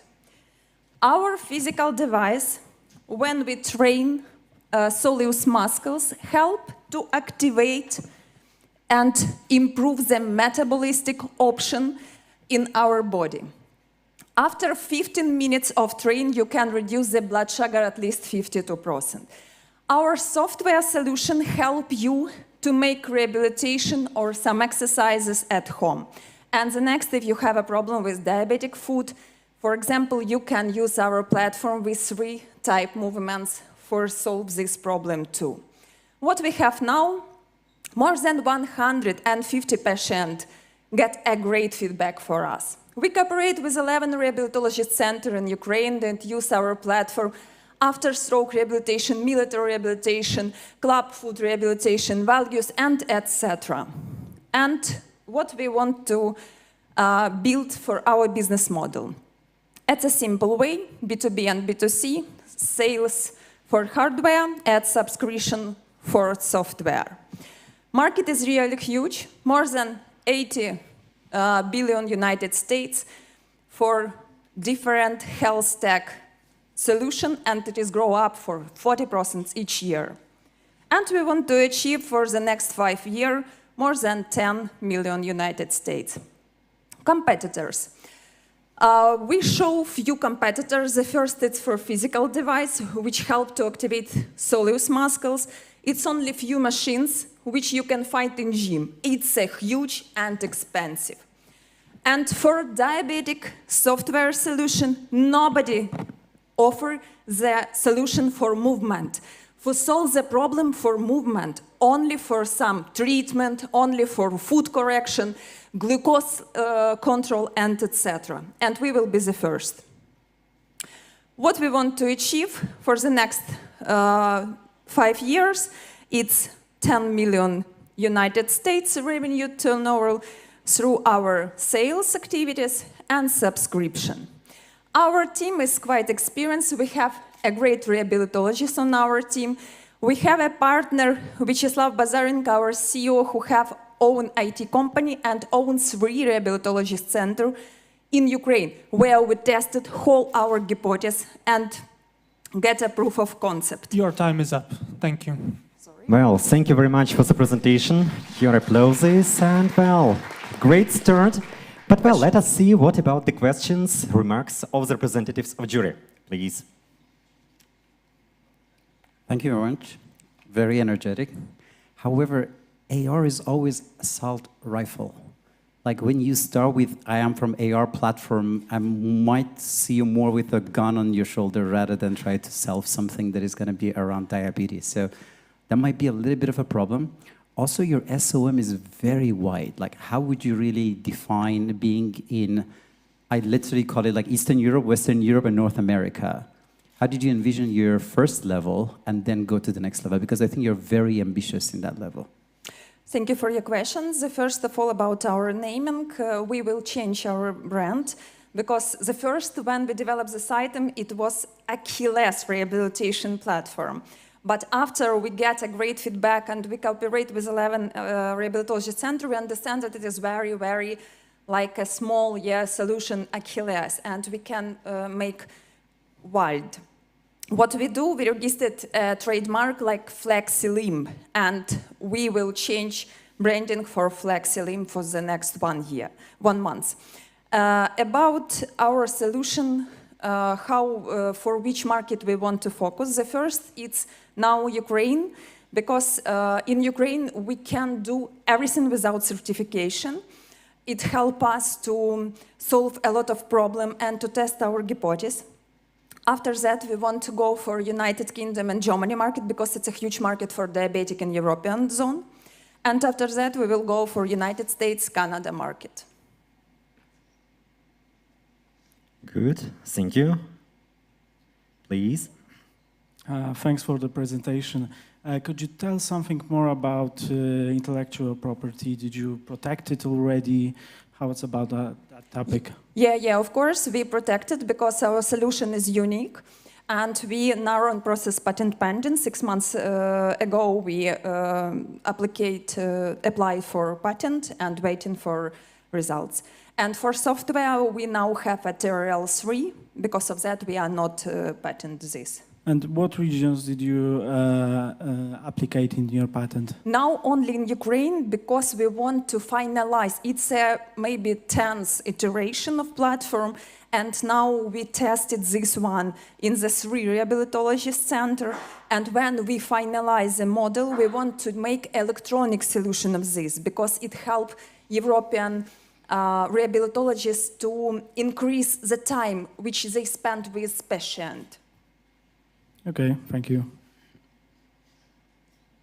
How do you forecast the software revenues and hardware revenues to coexist, and whether the subscription model can exist without the hardware element separately, and vice versa? Yeah, we developed the solution which not only work together, because our mobile application Rehab, it's not only about to work with our platform. It's about work with body. It's a community for rehabilitologists. It's for patients, some exercises which help to reduce the blood sugar. It's breathing exercises to reduce the blood sugar, and etc., etc. Because of that, when you buy, for example, device with electronic solution, you get a free subscription for our mobile app. If you don't buy, you can use only mobile application. It's separate, but it connects. Good, I just don't want to give you the lowest grade because I did not see your team potential. So if you maybe talk a little bit about why are you really in this field, that might really help, right? Because who is behind a project is as important as the product itself. Few sentences about our team. We have 4 co-founders. First, it's our rehabilitologists who have more than 20,000 patients who are really cool in Ukraine. I have experience in manage different sphere. It's a second one, startup. The first one, it's profitable. My husband is CTO. He has a huge experience in developing and engineering. Before that, he was a head on aerospace company. And our first partner is CEO. He has own IT company and 3 rehabilitologist center. And he consult our governor of Mykolaiv for IT sphere. He has a huge experience in this topic. And your time is up. Well, thank you very much for your just in time. Thank you very much for this presentation. And well, you have taken this presentation to the very high level. So other of our participants, well, take it as an example, and well, I believe that we will see great presentations today. Again, thank you very much, and your applauses to the project AR platform. We are moving further on to the second presentation, and it is about the project Playmanity. The company develops a product which aims to change the existing business model of video games development. The Playmanity solution allows fans of indie games to indirectly fund the developers through interaction with in-game advertising. Well, sounds great. Let's take it in details. Well, the stage is yours. Thank you very much for joining. Welcome. Thank you. Hello, I'm Veronica, social media manager of Playmanity. We're creating gaming platform where ads make paid video games free. We have an audience of more than 11,000 registered users with 130 games. We got all our users organically, which we grow from TikTok by making videos. So, if people are interested in Playmanity, this means we have a problem to solve in gaming industry. Let's talk about statistics of the problem. The problem is piracy. People usually don't want to pay for games. They're expensive. So, 35% of gamers have admitted to illegally downloading games, and over 90% of them have done it at least once. On the other hand, game developers have no money and no audience. According to Indie Game Heaven, 70% of indie games become commercial failure.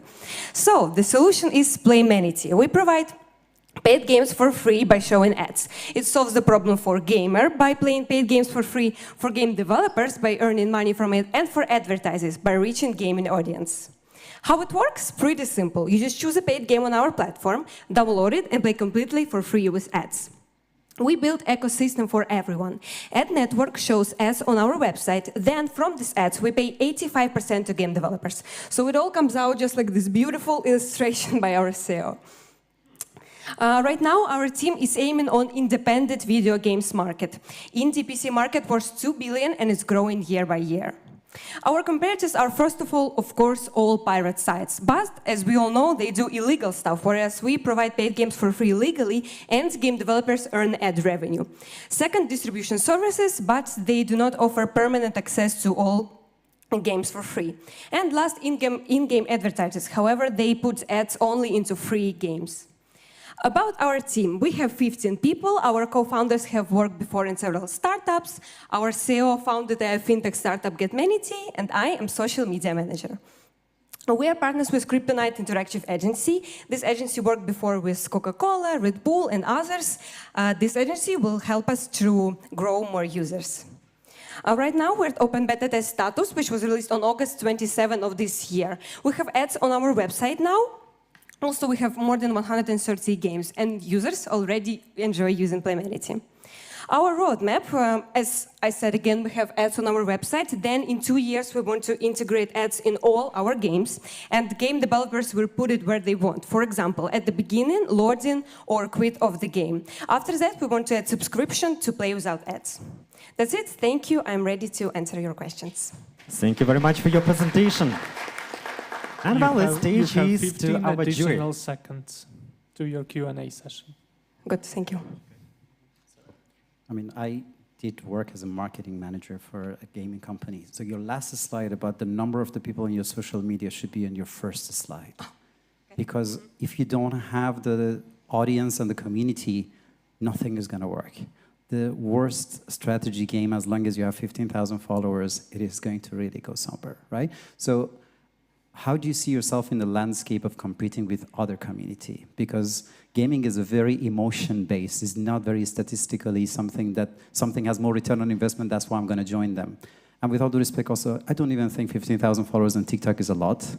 I know some individuals that they just make funny jokes and they have like 100,000 followers. So how do you really want to get into the mass market? Because that's the only way you can make money. Yes, of course. Well, first of all, there are a lot of people who are gamers around the world. And not a lot of people have money to pay for games. So they pirate the games. And this is very bad because game developers, the people who worked really hard for the game, don't earn anything. So, for example, in our TikTok, we did videos about our platform, what it does. So basically, we want to end piracy. And also, we made videos about games which we have on our platform, so game developers and gamers can reach out to us, and that's how we promote us, and also in Instagram.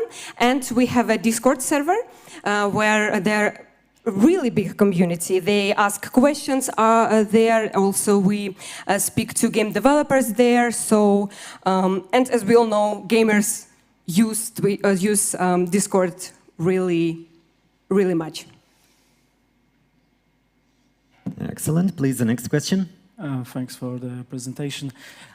Could you elaborate more about your target or about your buying persona? Because the landscape of video gaming is quite wide. We got free-to-play games, we got AAAs with adverts already in them, and we also got like indie developers. So who is the gamer that you are willing to convert to your client?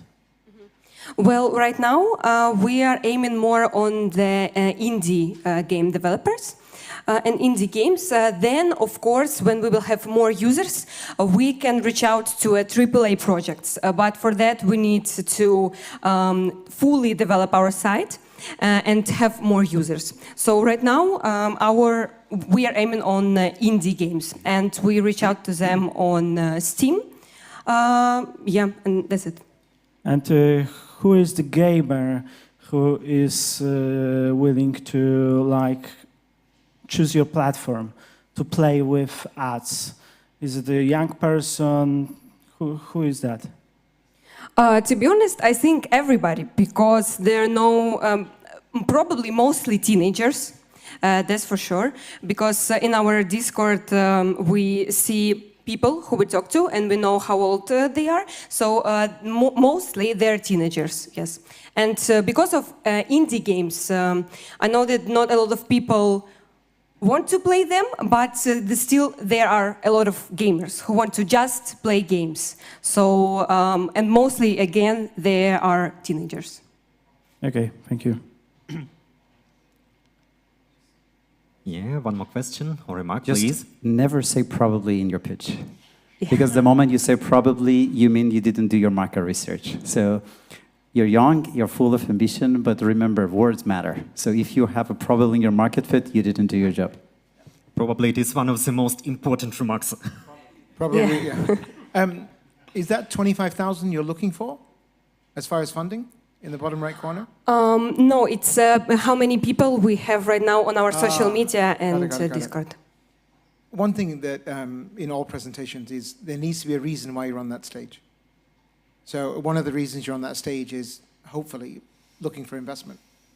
So for me, always at the end of a presentation, it should be the ask.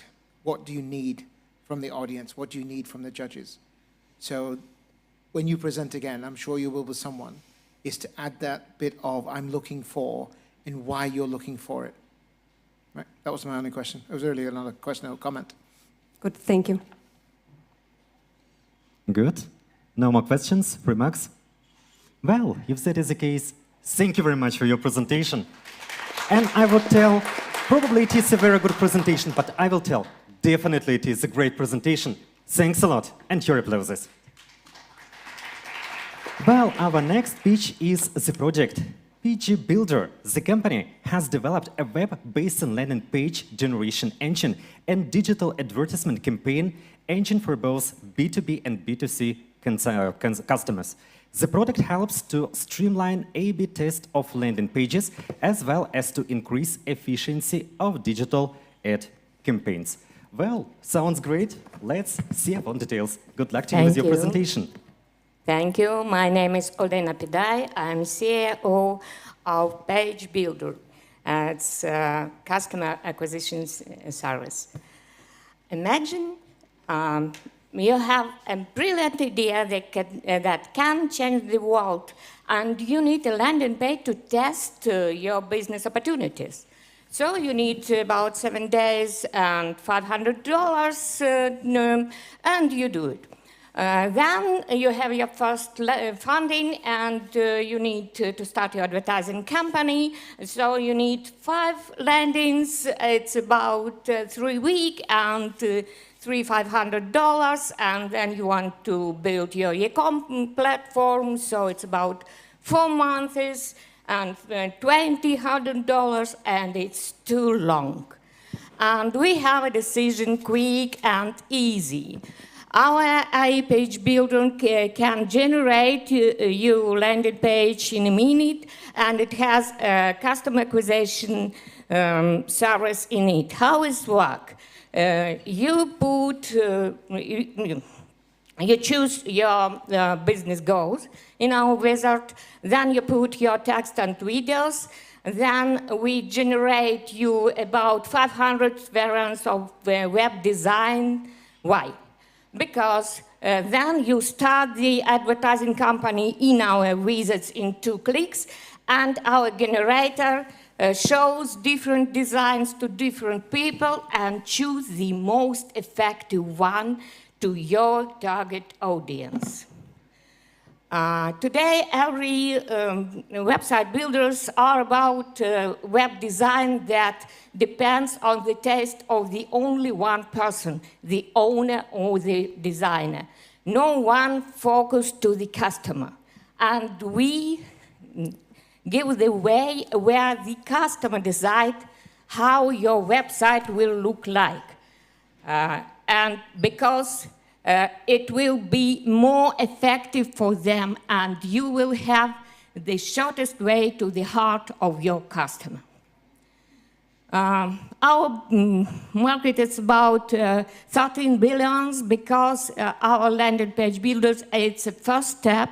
We are going to the e-commerce builder building, and now we had a first advertising, and we have first 100 users, and then we are looking for X5 growth because we have not only SaaS business model, but we have advertising fee, and we will have sales fee too. And we are open for local partners and funding. Your time is up. Thank you. Well, thank you very much for your presentation. But well, the time is up about the presentation. Maybe the Q&A session, it is additional 5 minutes, will give additional possibilities to tell about the project. So what will be about the questions of Jury Kumar, please? Yeah, I mean, this is not my sector, but when I first heard the presentation a while ago, I thought it was competing with the likes of Wix, just a website builder driven by a user. As the business model has grown, you've shown me that it's more customer acquisition. But I think you should have gone a little bit further into how you generate revenue from that, and also what differentiates you a little bit more than some of the competitors out there. Because I don't think I think you've put your competitors up there, but I don't think they are competition. I think you're one step further away than they are. So that wasn't a question. I think I keep doing this, don't I? I make comments and not questions. I'll pass over. Good, thanks a lot. Because you stopped on this particular slide, maybe a few words about the team. Yeah, our team is not big. We are 2 founders, and we have a web developer team. There are 3 wonderful boys. It was 4, but one of these boys was a soldier, and now we have 3, but they are very brave and cool, and we have plenty of experience in e-commerce, in digital market, marketologist, and in web design. Thank you. Good, thank you. Maybe some other questions, remarks? Maybe could you, sorry. Okay. Do you have some examples, maybe in your presentation, of the websites generation by your product? In this presentation, no, but I have, of course, we have real customers, and we have examples. I will show you with my pleasure. Okay. Good, please. Yeah, maybe if time allows, can you basically elaborate a little bit on the business model itself? Because we think now that we didn't get it right unless we heard it before. We are SaaS decision. We have a subscription fee. Now it's very few, because now we are working with startups and very small businesses. We want they go online very easy. And we have not only the subscription fee, we have an advertising API, Google API in our wizard, and so we have an advertising percent fee from the every advertising dollar. It's more than our subscription, of course. Good, thank you. No other questions? Well, it seems it's not the case, so great thanks for your presentation. Thank you. Thanks a lot.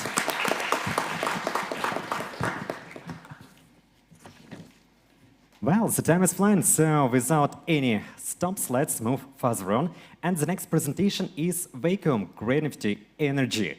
So, well, sounds great. What about all this? It is the company that is developing a mobile hardware solution in the green energy sector, which allows to transform atmospheric pressure fluctuations into usable electric current. Well, sounds great. Let's take details. Well, welcome to this stage, and well, I believe it will be a very interesting presentation. Good luck. Hello, my name is Vera, and I'm pleasure to introduce you Vacuum Gravity Energy. We are targeting to obtain truly green electricity. We have identified two major problems for small and medium production enterprises. First, it's energy security, and the second is a higher cost and large installation required for renewable power stations. So our solution, it is innovative autonomous generator with capacity from 1 to 40 kilowatts with the same size as diesel generator corresponding capacity. And our solution will work 24/7 regardless of the weather and location. Our ad hoc hardware use difference in temperature of working chambers, converted it into mechanical work, and eventually into electricity.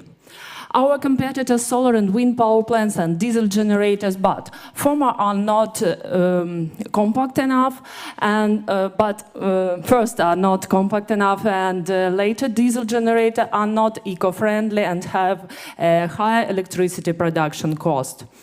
Our potential customers are any enterprises who need continuous supply of energy and have a temperature overplus. We have two business models. We can lease generator to our customers, and we can sell electricity directly. Our profit will depend on market price of electricity. Our market only in Ukraine for electricity of renewable power station and diesel generators, only in Ukraine more than 60 million euro. Vacuum Gravity Energy was founded in summer 2021. This year, thanks new money and of course Ukrainian-Poland bridge, we have a new technical team and a new version of working part for our generator. Last year, we successfully passed more than 5 acceleration programs and obtained modest grants for development. We are part of energy transition program Bursztyn Plus, and we plan in 2025 enter to the Ukrainian market using clusters, industrial and innovative parks. We have a strong team, combined science and business experts. We are looking for funds to accomplish creating and testing MVP next 18 months. Today you have unique opportunity to speak with me about these technologies. Thank you for your attention. Your time is up. Thank you very much for the presentation, and well, strictly in time, and well, additional 5 minutes for Q&A session. Please welcome. Please. Thank you. You're Ukrainian, right? Yeah. I never know why startups always want to have the hard path moving forward. One of the ways I always try to help Ukraine during the war, just to give them any generator, and it doesn't even have to be green generator.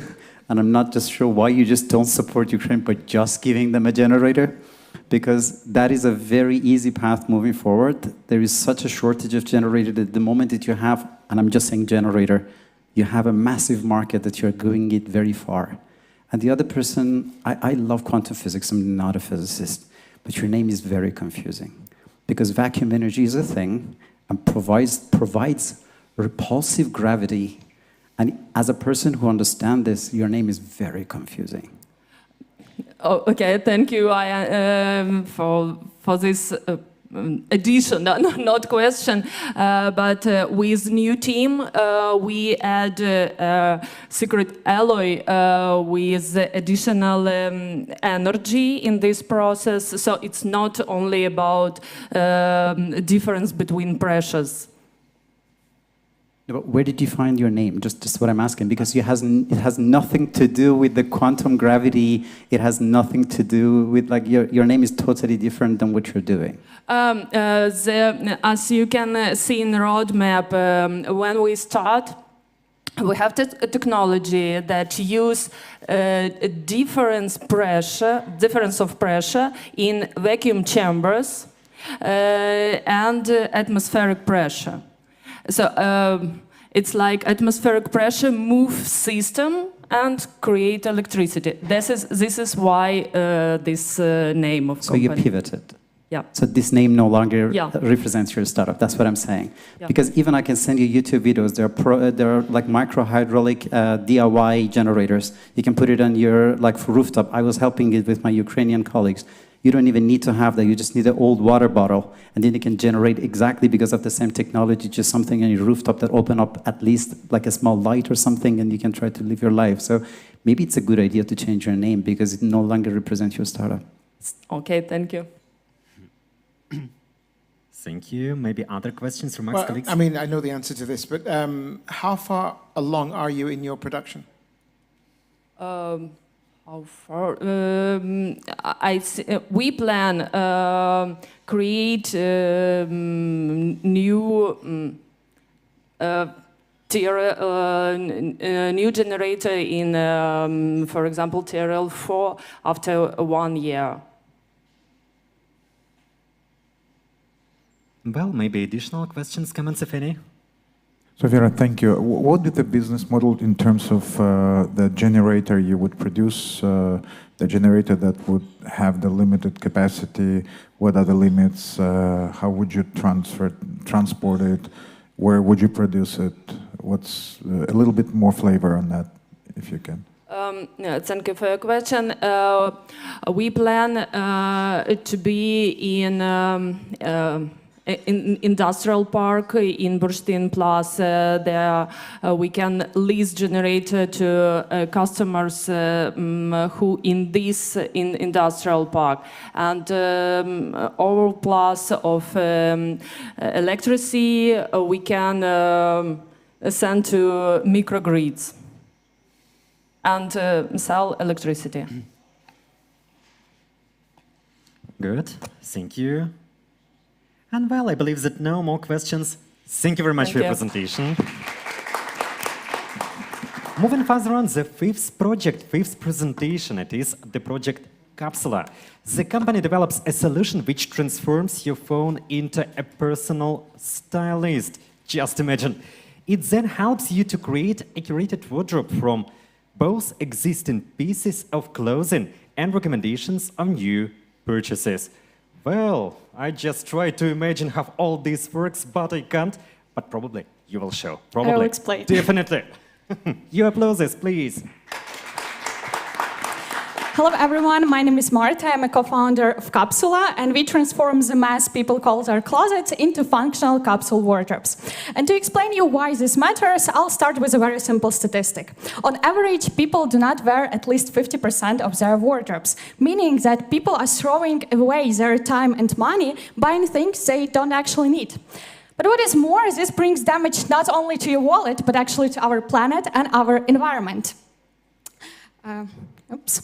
So 92 million tons of textile waste is produced every year, and by the way, it is compared to 9,000 Eiffel Towers in weight. And we have a solution to this. The problem actually lies in connecting the dots between how people want to look like, what actually suits them, and where to buy clothes they need.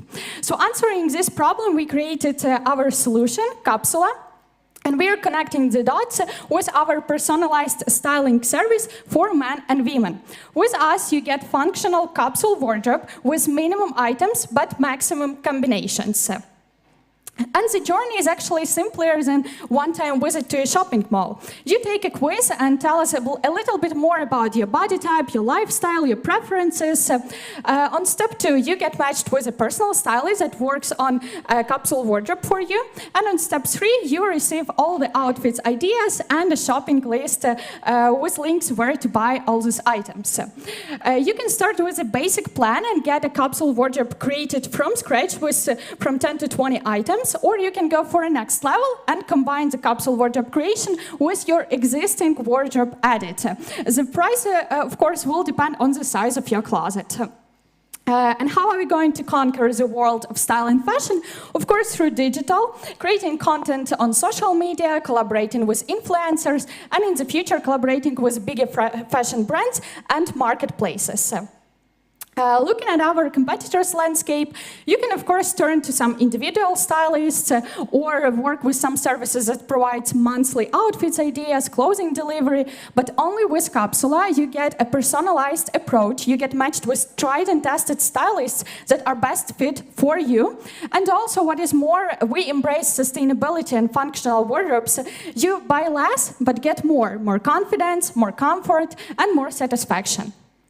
At the moment, we are working on bringing to life our MVP. This quarter, we launched a website, we launched a quiz, and we plan to, in the next 9 months, we plan to onboard more paying customers, to collaborate with more stylists, and of course, in the future, we want to automate some part of the client-stylist interaction to make the journey even more seamless. At the moment, we are seeking 20K investment to help us develop a fully functional platform and app, and also boost our marketing activities. And these ideas... On the most interesting place, yeah, as always. Well, thank you. I believe that in Q&A session, we will have additional possibility to see the rest slides of the presentation. And, well, I ask jury, please, questions, remarks, who will start? Please. Thank you. Love the idea, but who is the most famous person who is using your product? Because these things are micro-influencers or nothing. I'm not going to randomly try to, I mean, you look great, you are dressed well, but still, if, I don't know, like Anna Lewandowska is not gonna just wear your stuff and change his wardrobe, is gonna change. However, I genuinely see people that they do feng shui and wardrobe change, they are the worst for environment. So your pitch is kind of confusing for me, because the moment somebody comes and changes my wardrobe, I have a pile of clothes that they are new, they are perfectly good, but they don't fit me. So I'm even going to be the worst person for environment just to use your platform. And the worst thing is that if I'm rich and if I don't like you, then I go to competitor. Then again, I'm throw all of your clothes out. I'm going to buy something else. So it's very hard to convince a person who always changes their mind because they don't know what they want. That's why fashion forward is so good. You buy your clothes from H&M today, and next month none of them exist because your passion change, your fashion change, and because of that your wardrobe changes. So how do you really want to be environmental friendly and work there, and which influencers do you use for that? I don't agree with you on a few points. First of all, influencers. We don't think that all the trends should come from the influencers. It can actually be my friend who I like how she is wearing, how she looks like, and I just ask her, look, are you selecting those outfits yourself, or are you working with a stylist? That's actually the journey and the path we want to go through, not having all the influencers advertising our services, but go more through referrals and making a very good service that will promote itself through friends, family. And to your point about sustainability, Yes, it might seem a little bit tricky that we're here promoting buying more clothes and talking about sustainability, but we are actually, in our capsule wardrobe approach, it is about buying less items, but with more combinations. So you invest once a year in your winter-fall outfits. You have, for example, 6 new items, and you can wear it next year again. So it is not like H&M low-quality items. And the other point is, if you have an existing wardrobe, we have another, like our package, the custom package, it includes your wardrobe added. So if you don't need to buy additional things, we can work with your existing wardrobes. You can tell us, look, I don't need anything new, I need you to work with what I already have, and like combining. But that's a different story. It's like 2 different audiences, 2 different niches. Well, thank you. Maybe some more questions, remarks? I agree. This is, well, thank you for presentation. I agree the problem is a little bit confusing that you're solving, because initially I thought this is kind of ESG type of pitch. And then later, in my mind, you turned into online stylist. So if it's online stylist, then I'm wondering what's the connection between the real world and the online app. And I don't have this in my mind yet, so maybe you can link it. Yeah, so like the proposition that we are giving here is this capsule wardrobe approach, is that we are not coming to your home working on your your wardrobe. We are giving you this quick solution, this capsule wardrobe with minimum items, different combinations, and it helps you not to buy, not to make impulsive purchases, not to buy things you don't actually need. It is an online service. You answer this quiz, questions in our quiz. You give us information about your lifestyle, and we create actually people do not need a lot of clothes. We create this minimum set that is enough for your life, for all your goals, let's say.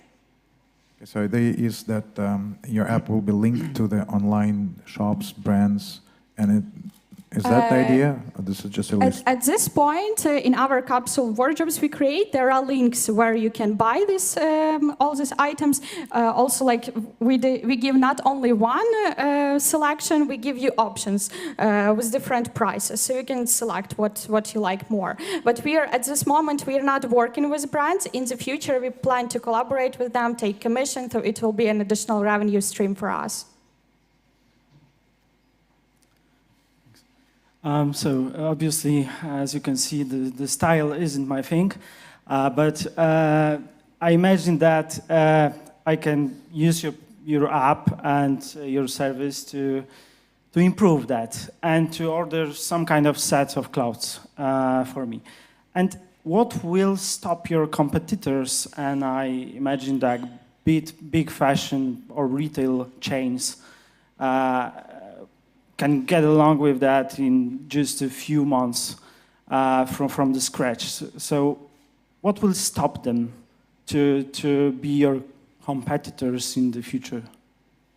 I think the approach we have in like connecting people with a stylist that is the best fit for a person would be in the future our competitive advantage, because having the network of stylists, having a lot of cases will help us understand better what kind of stylist can best understand this customer and give the best idea, because this is actually a big blocker for many people who want to work with stylists, but they don't want to waste their money, and they are not sure if this stylist can actually be a good fit for them, and not like, give you a wardrobe that the stylist like, but might not essentially be of your preferences. Your time is up.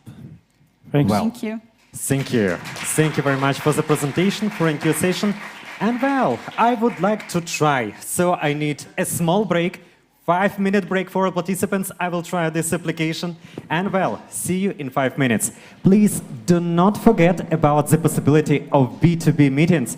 Just the illuminated cubes which will lead you to the room where B2B meetings take place. Well, see you in 5 minutes in this audience.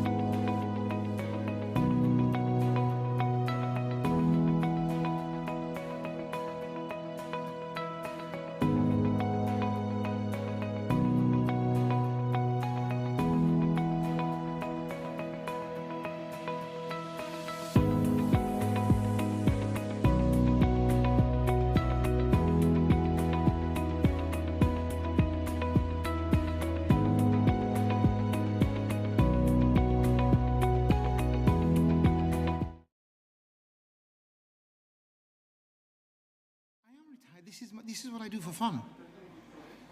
So, excuse me, ladies and gentlemen, if we could have 2 minutes to get back to your seats, please. Thank you. Otherwise, I'll cut off the alcohol. There'll be no juice and biscuits for anyone, especially the diabetics. I am. Well, the lunch was cancelled. I don't know about drinks later. Roman is putting on some drinks later on. We just like to be on time, which is not a very Indian thing to do.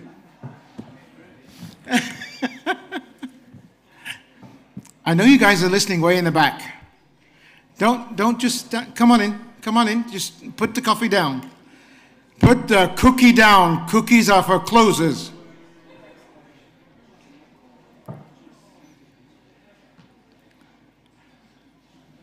No one's listening. Are you next? Are you scared? Don't be. I'll go easy. Roman's buying drinks later on, everyone, so I would hurry up, sit down, and let's get on with this thing. He's If it's my card, you're only having whiskey. Yeah, give it to Roman. He'll buy you a 25-euro Macallan with that.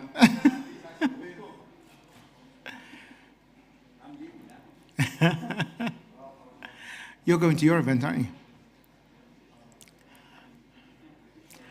You know, what they really don't want is for me to go out there and pick them up and bring them in. No, I'm an international traveler.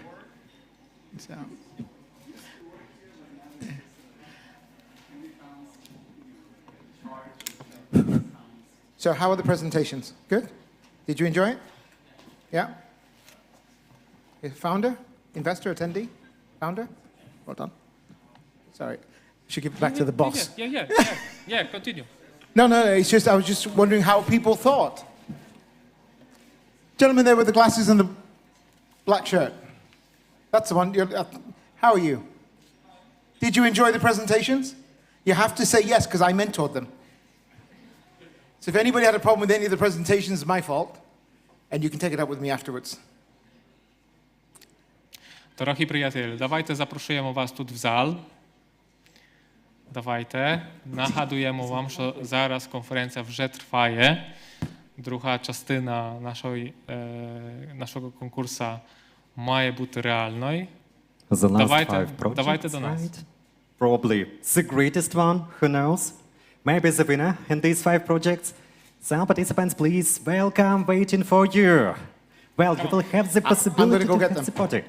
You will have the possibility to communicate, but now it is the chance to have the great competition, and with this great competition to become the winner.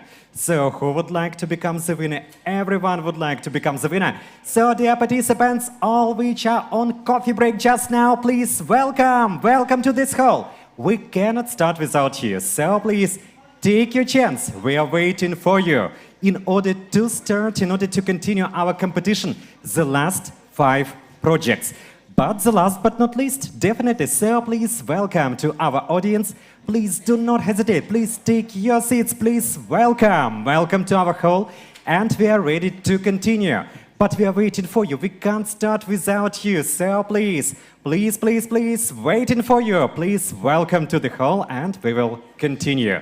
And well, lots of possibilities. Please remember about B2B meetings. Just illuminated cubes shows the way how to come to the room which these meetings take place. Also possibility to do these 2 days after this conference, after this demo day. And well, also try this possibility, but the best thing is to do this today. And also remember that after celebration, we will know who is the winner of our competition. We will have the informal part of our meeting, so please welcome, please join. They will have lots of possibilities to communicate. And now I see that most of the participants are in this audience, so let's continue. And the next project is Plesotherapy. The company operates a mental health management marketplace connecting B2C customers with mental health professionals. Pleso can boost over $300,000 in quality GMV on several key markets. Well, impressive. So the stage is yours. Have a great presentation. Yeah. Thank you. So hello, my name is Anna. I'm co-founder and head of therapy at at.a. We are making European mental health more accessible, providing one-to-one session in anxiety-free way.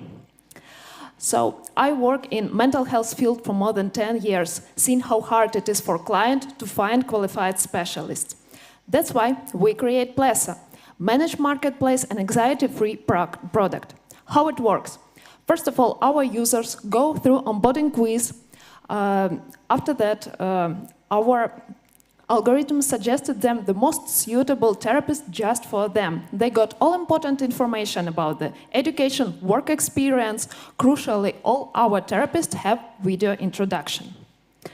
We have great growth. We achieve $130,000 GNV. Also, we are working with thousands paid customers, B2C paid customers, and with 25 B2B clients. We have scalable business model. We have one price for 50-minute sessions for all therapists. Also, our take rate is about 35%, and we are working with 150 therapists in Ukraine and in Poland. We know what we are doing because we actually talk with our clients. We focused on personalized matching system and a variety of qualified therapists. The need of psychotherapy is growing. The European market reach American level in the next 7 years. So it's our team, Alexander, our CEO, who have business and marketing background. I'm head of therapy and also I responsible for mental health issue. Alexei, CTO, who also work with database and backend, and Vitaly, head of engineering and full stack engineer. Also, we are supported by 2 investors, Vadim and Oleg. Both of them are founders of 2 global marketplaces with tutoring. We are fundraising $1.2 million GNV to scale to grow to the next level, and our next steps are expanding to the 3rd European country and also to launch subscription model. So join us today to build #1 mental health marketplace in Europe. Thanks. Great. You have 25 additional seconds. 25 additional seconds, 25 additional possibilities. So let's take this, please. Thank you. Very interesting choice of competitor because you did not show any of logos. And then on the next one, you piggyback on the success of your competitors as the fact that you have a success. So it's a very interesting twist of this whole thing because I still don't know what you have that BetterHelp does not have. And another thing that also I did not see, BetterHelp recently, they had to pay something around $8 million just because they were selling customer data. So it's not a matter of everybody knows. I mean, half of us need therapy right now, especially if we are between Ukraine and Poland, like full of problems. However, the issue, I mean, Brexit, the other problem that we all have here is the issue that we have regarding protection of my data. I'm working with you. BetterHelp with millions of users. They sell their data to Facebook and Google and others because you have investors and they need return on investment. So what stopped you from not selling my data when the biggest competitor of you got acquired? You know, they got $8 million out of that, you know? And I still don't know what the smaller companies are doing in this sense. Okay, if we talk about our competitors, our competitors are not especially in Europe market, it's not the same marketplace, but it's individual psychotherapists, clinics, and cabinets. But of course we have the same competitors as marketplace, but we have several advertisements like one price, like personalized matching system, and so on. Yeah. What was the difference between you and a BetterHelp? That's the part that I didn't get into the chart. Like, which one is the one that you provide and they don't? Because I open up Johnny Harris, I open up major podcasts that they talk about problems, and then you see 2 million viewers on that. They listen with a big discount on BetterHelp. What would you like to do with the #1? Because I see your accelerators, you have great backers behind you. But I just want to exactly know what do you want to do to even be in the market, nevertheless, just to be the number one in the market? To be the number one, we have to cover a lot of part of the market. For example, we have to make the subscription model. We have to, I don't know, maybe in the future make the app on the phone and so on. But if we talk about our advertisement according to the Better Help, is that we have we focus on the quality of our psychotherapists. That's why we have not so much psychotherapists, but they are really educated. They are really have real experience in their work. And actually, we focus on our support team who help our clients during all the period of psychotherapy. Good, thank you.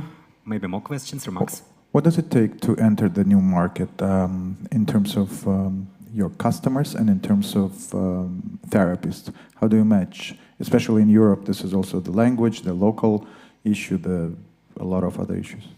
Yeah, if you see our second part on this presentation, it means that the first that we need in the next markets in the Europe is our A player. So we need to find people who help us. For example, in our plan is about Nordic countries or Romania, and we are looking for a person who help us there. Good, thank you. Hi. How about your flat fee for the session?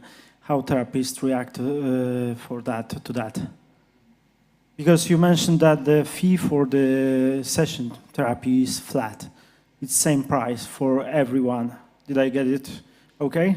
Yeah? Yeah, they get it okay, and we focus on the therapists who have more than 3 years work experience, but of course we don't work with, I don't know, PhD and so on therapists. We find the middle experienced therapists who, for them is very important that we can bring them the flow of the clients, and another part is that we take money before the session, so they save and they know that they have payment for their sessions.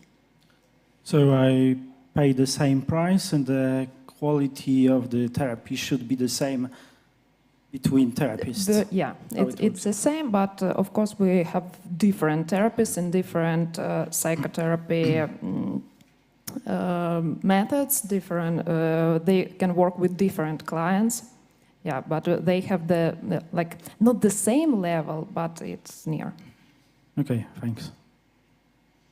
Good. And well, if no more questions, so thanks a lot for the great presentation and the great Q&A session. We're moving further on to the 7th presentations of our today's competition, and it is about the project GrainMo. The company develops a solution, hardware plus software, to control the atmospheric aspect of warehousing and transporting grain. Using this product, grain producers and logistic service providers are able to cut the losses arising from overexposure of the product to humidity. Well, welcome to the stage and good luck with your presentation. Thank you. Hello everyone, my name is Maria. Today I will introduce our project GrainMo. Our slogan is Save the grain, save the planet. How often do you think about ingredients of the bread, and do all people have the opportunity to taste it? In the modern world, where more than 800 million people suffer from starvation, the grain is spoiling, which provokes the increase of bread and cereal price. That's why not all people could afford them to buy. The problem is almost a billion tons of grain is spoiling per year. The main reasons are grain self-heating and rotting, which couldn't be followed up by yourself. The solution is smart monitoring grain system, GrainMo, which is following up the condition of the grain and predicting its spoiling in advance. How does it work? You bought our system, put sticks into the grain, and authorize yourself on our website. After that, the system is measuring grain condition and showing information as a graphic. If something goes wrong, you'll receive a notification. Yearly, European farmers suffer losses of the grain in the amount of almost $20 billion. Thanks to our system, almost $14 billion can be saved. Warehouses, cost for all warehouses, European warehouses, was evaluated at $0.5 billion. We investigated our market and found some devices with similar functionality, Quantery and AgroLog. Our advantages over them are modularity of the system, range of working, and predicting of the grain state. All parts of our system can be bought separately. In the grain section consists of head, thermal, and then part. It consists of 3 thermal sections, so the price is $70. Ground section costs $99. For all website functionalities, the user should pay $12 per month on $120 per year. For warehouses with 180 cubic meters of grain, the user should pay $849 with subscription. Our MVP was tested in permissive agro farm property, and now we are working on its improvement. Also, we concluded a contract with them about product spreading. We took part in the famous developing startup programs and received useful advices, met wonderful people, and got a few investments for our project development. To enter the market and monetize our project, we need $200,000 for detail purchasing, project development and production, for promotion of the market and certification. All our ambitious team consists of students. Me, Michael, and Ilya are responsible for the technical part of the startup. Taras, Ruslan, Yarina, Yulia, and Igor are engaged in the website development. Natalia controls all team processes and promotes our project. Thank you for your attention. Please remember that every saved grain can save someone from starvation. Now I'm open to your questions and suggestions. Thank you. Thank you very much for the great pitch. And well, what about the comments of our judges, experts? So please welcome. Who will be the first? Please. I mean, I will charge you because I searched you and I cannot unsee what I saw. Because I just saw very disgusting moles on Google when I was searching for grain moles. So you are not there at all on the second page. And I really suffered by all the moles that I saw before I get to your project. So maybe try to be a little bit more positive. I know the joke, but if I'm your customer and I have to go through all those moles to find you, just pun intended, it is not very pleasant, right? Okay. So think about exactly how people are going to find you, especially because you have a competition in the market in that sense, right? And if you want to do B2B and B2C, it's very different. Your presentation, I don't know if what you did was conversion, but did you see your presentation? Everything is overlapped on each other. You can go back, go a little bit more back. You see how the presentation looks like this? Yes, I didn't see it before, sorry. Yeah, so it's really hard to even read it properly. So that kind of also tells me like maybe you have 5 minutes to be ready. So I might just judge you a little bit, even though that this might have a lot of potential. Right? Thank you. Can you maybe once again take us, who is your ultimate client? What is your business model? Our business model is farmers who has warehouses with grain or something or else like cereals, and they storage it in the big warehouses where it's like a big range, not range, a big amount of the grain in that. Okay, so what problem are you solving, and why this is not solved by somebody else? So, thank you. Problem which we are solving, it's a problem of grain spoiling in the bulk warehouses.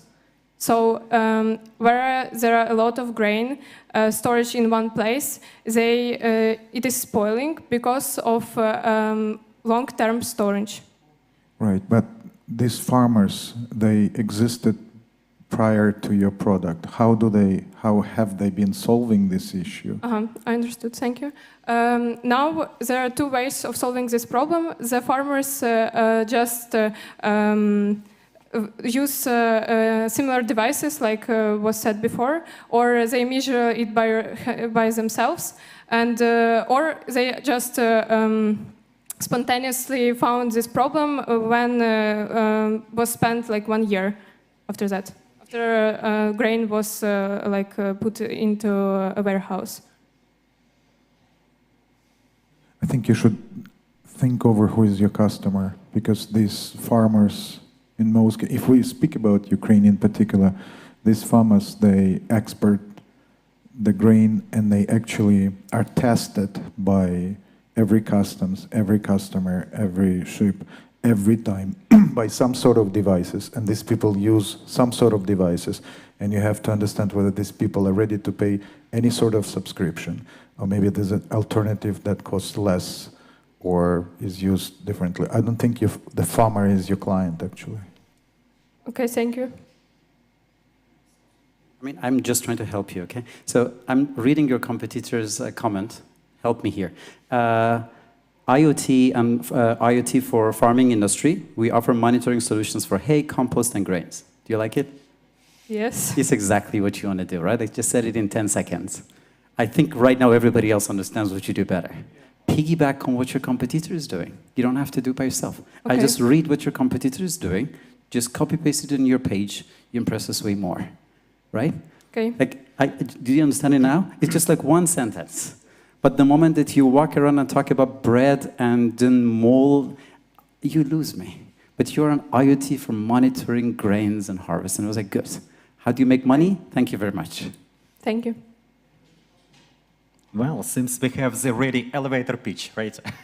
Great. I can always come over and pitch you if you want. Great. Well, if no more questions, and again, thank you very much for your presentation, and good luck with the implementation of your project.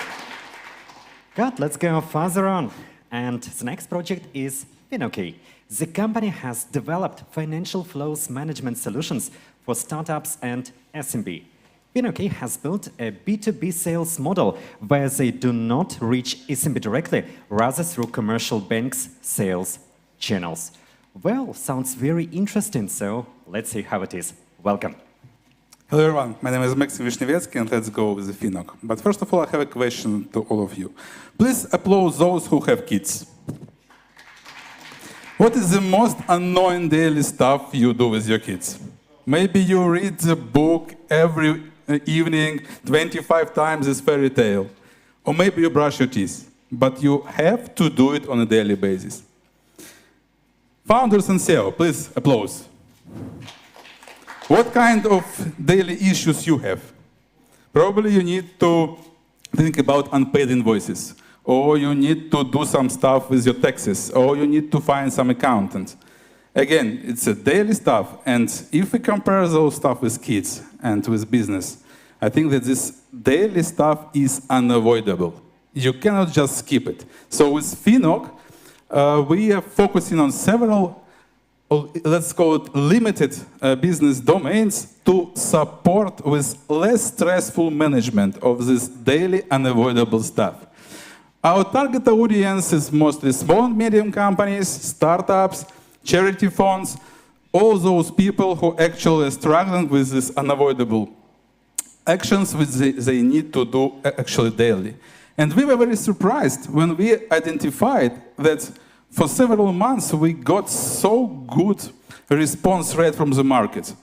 So it means that not only for us who actually decided to go with this project, those issues actually are on the radar.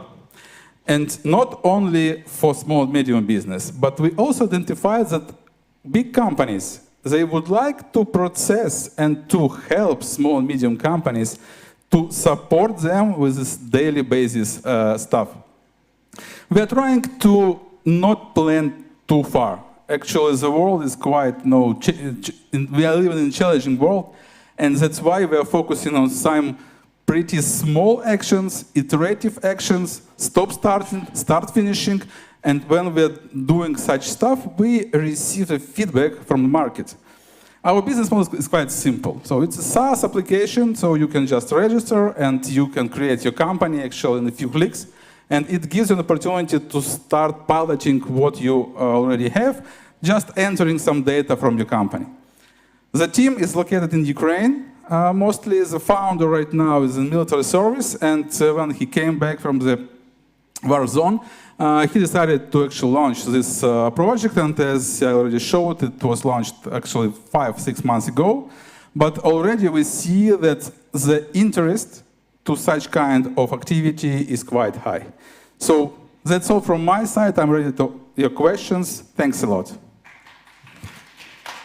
Well, thanks a lot for your smart presentation. And well, it's time for Q&A session. So what about the opinion of our jury members? Please, questions, remarks? Anybody speaks Italian here? Good. Do you understand Finok? Like, that's... Don't go to Italy. Please change your name. Or Okay. just Google it. Just Google Finok Italian. I need to Google it. Okay, thank you. You would regret it, with all due respect. Just... I see that both this startup presentation was Oh, interactive please. and yes, Yeah, just keep opinion. the safe mode on. Second thing, I really didn't understand your presentation because I'm not sure if you're really familiar with MiFID and the solutions that there are in the European Union, because my bank provides everything you have free of charge. So I even went to your website and I don't know what you provide that my bank doesn't provide. By the way, Ukraine also has really good banking system, so I'm not even questioning if maybe Ukraine does not provide that also by themselves. So maybe you can talk about your unique selling proposition, because everything else is a secondary to that. Like, what do you provide that the banks did not provide? Okay, thank you. Thank you for the comment. The actual idea is to eliminate so much efforts which tax officer or accountant should spend on creating some daily stuff, like reports and so on. And we already tested such automation with one of our Ukrainian banks, this private bank. Probably some Ukrainian people know that. When you can create some reports directly from Finok and send it via private bank to tax administration. So here's the Tax and idea. accounting legally cannot be in the same place. That's a problem. Like, it's Come not that again, nobody please? thought about it, but your tax, there is no one company that can be both your accountant and your tax advisor. Legally, that's an issue. So it's not that nobody thought about it, but if your accountant give you tax advisors, that's against the law. That's against the law in some countries, I think. I mean, if we have an accountant here or legal people that they can help me here, but then I will fire both my accountant and my tax advisor because they were obviously... I won't be the reason for that. So at least do some maybe market research around that. Okay, thank you for your comment. Good, thank you. Please, the next question, remark, please. So, just once again, please. So you are a platform that is uniting which the bank with retail customer or small and medium business. Yes. What is the service? Small and medium business can create an account on the platform and can create reports, can manage invoices, can manage people, and those reports and those invoices might be automatically calculated and added to tax reports. And tax reports can be sent directly from Finok. And this works in Ukraine only at the moment, right? At the moment, yes. So we are focusing on Ukraine first of all. Good, thank you. Maybe some additional comments? Well, I believe not, then. Good luck with implementation of your project.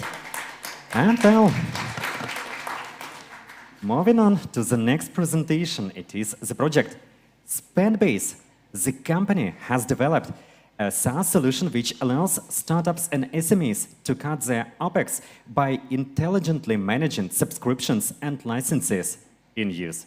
So, well, the stage is yours. With your applauses, please welcome. And it's a great presentation to you. Yeah, you can use the clicker. Well, everything is working, and the microphone definitely. So please, again, your applauses in order to start this presentation, please. Hi, my name is Sofia from Spendbase, the platform for companies to optimize their spending on SaaS, cloud, and corporate cards. Companies manage spending of their employees manually. Also, an average mid-sized company buys around 200 different SaaS subscriptions, and each vendor is trying to set the highest price. Companies overpay for software. They don't track which software they're using, how much they're spending on it, and are employees actually using the licenses they're buying. At Spendbase, we cut 35% of SaaS costs. We remove duplicate subscriptions, we spot unused licenses, we give companies pricing benchmarks and negotiate on better prices for our customers. Also, with Spendbase, companies get an easy-to-use virtual bank that keeps track of their spending. So companies just issue corporate cards in one click, connect to Apple Pay, Google Pay, set custom spending rules, and get cash back on each transaction and automated reporting. Also, Spendbase is a completely free product that saves you money for using it. We take just 25% of the costs we saved post-factum. No prepayment, no subscription costs. Our customers are always in win situation. We already have 120 customers in 13 countries. There are companies from 10 to 1,000 people. And being absolutely bootstrapped, we already got 60K MRR, growing 23% month over month. Yeah. Each core team member has at least like 5-10 years of experience in each sphere. Our lead developer previously worked in Privatbank, the biggest bank in Ukraine. And we're pretty professional in B2B sales. So we're ready to shake up the market. Please connect me with your fellow companies of 50+ people. I'd love to give them a free SaaS audit and optimize their spending on software. Thank you. You have 50 additional seconds. Well, 50 additional seconds, it's about additional possibilities. Thank you very much for your presentation. And well, let's take these 50 additional seconds.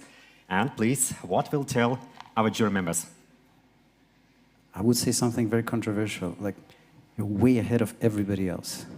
Like, I found you on the internet, your website is great. When I saw that you're 2022, because I saw you on Preply, so way back for a whole different reason, and I'm so surprised it's like you're a one-year-old company.